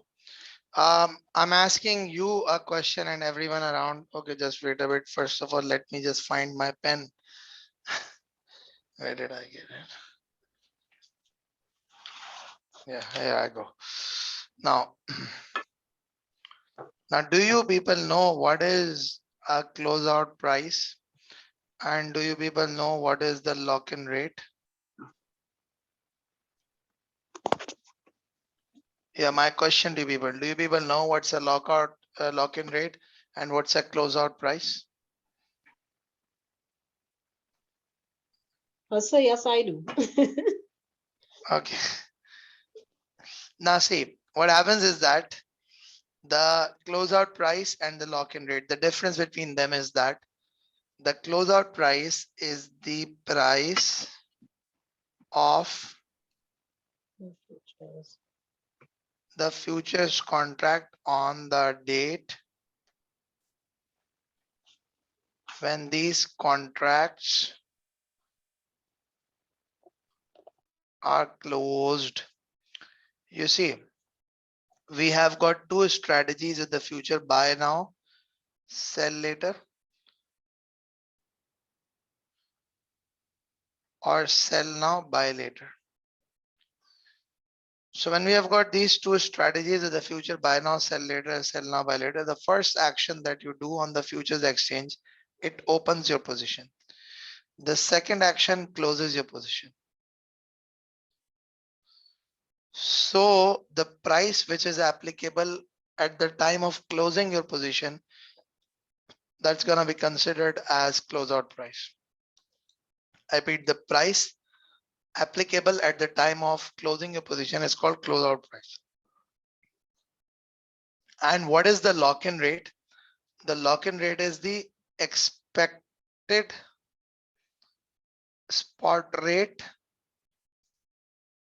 on transaction date. So if in the examination, if you are being given the actual spot on closeout date, then you got to use, or you got to estimate closeout price. But if actual spot not available, then in that case you need to use lock-in rate. I hope that clarifies things now. Yeah, I hope that clarifies things now.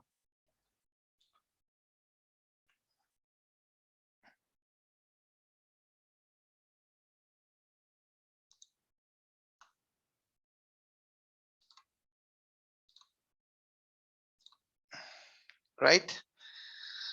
So hopefully it's clear now. Okay, lovely. So anything else that you would like to discuss or ask, Yolanda?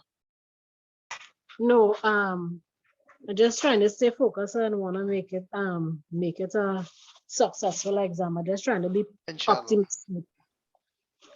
Inshallah, you will be.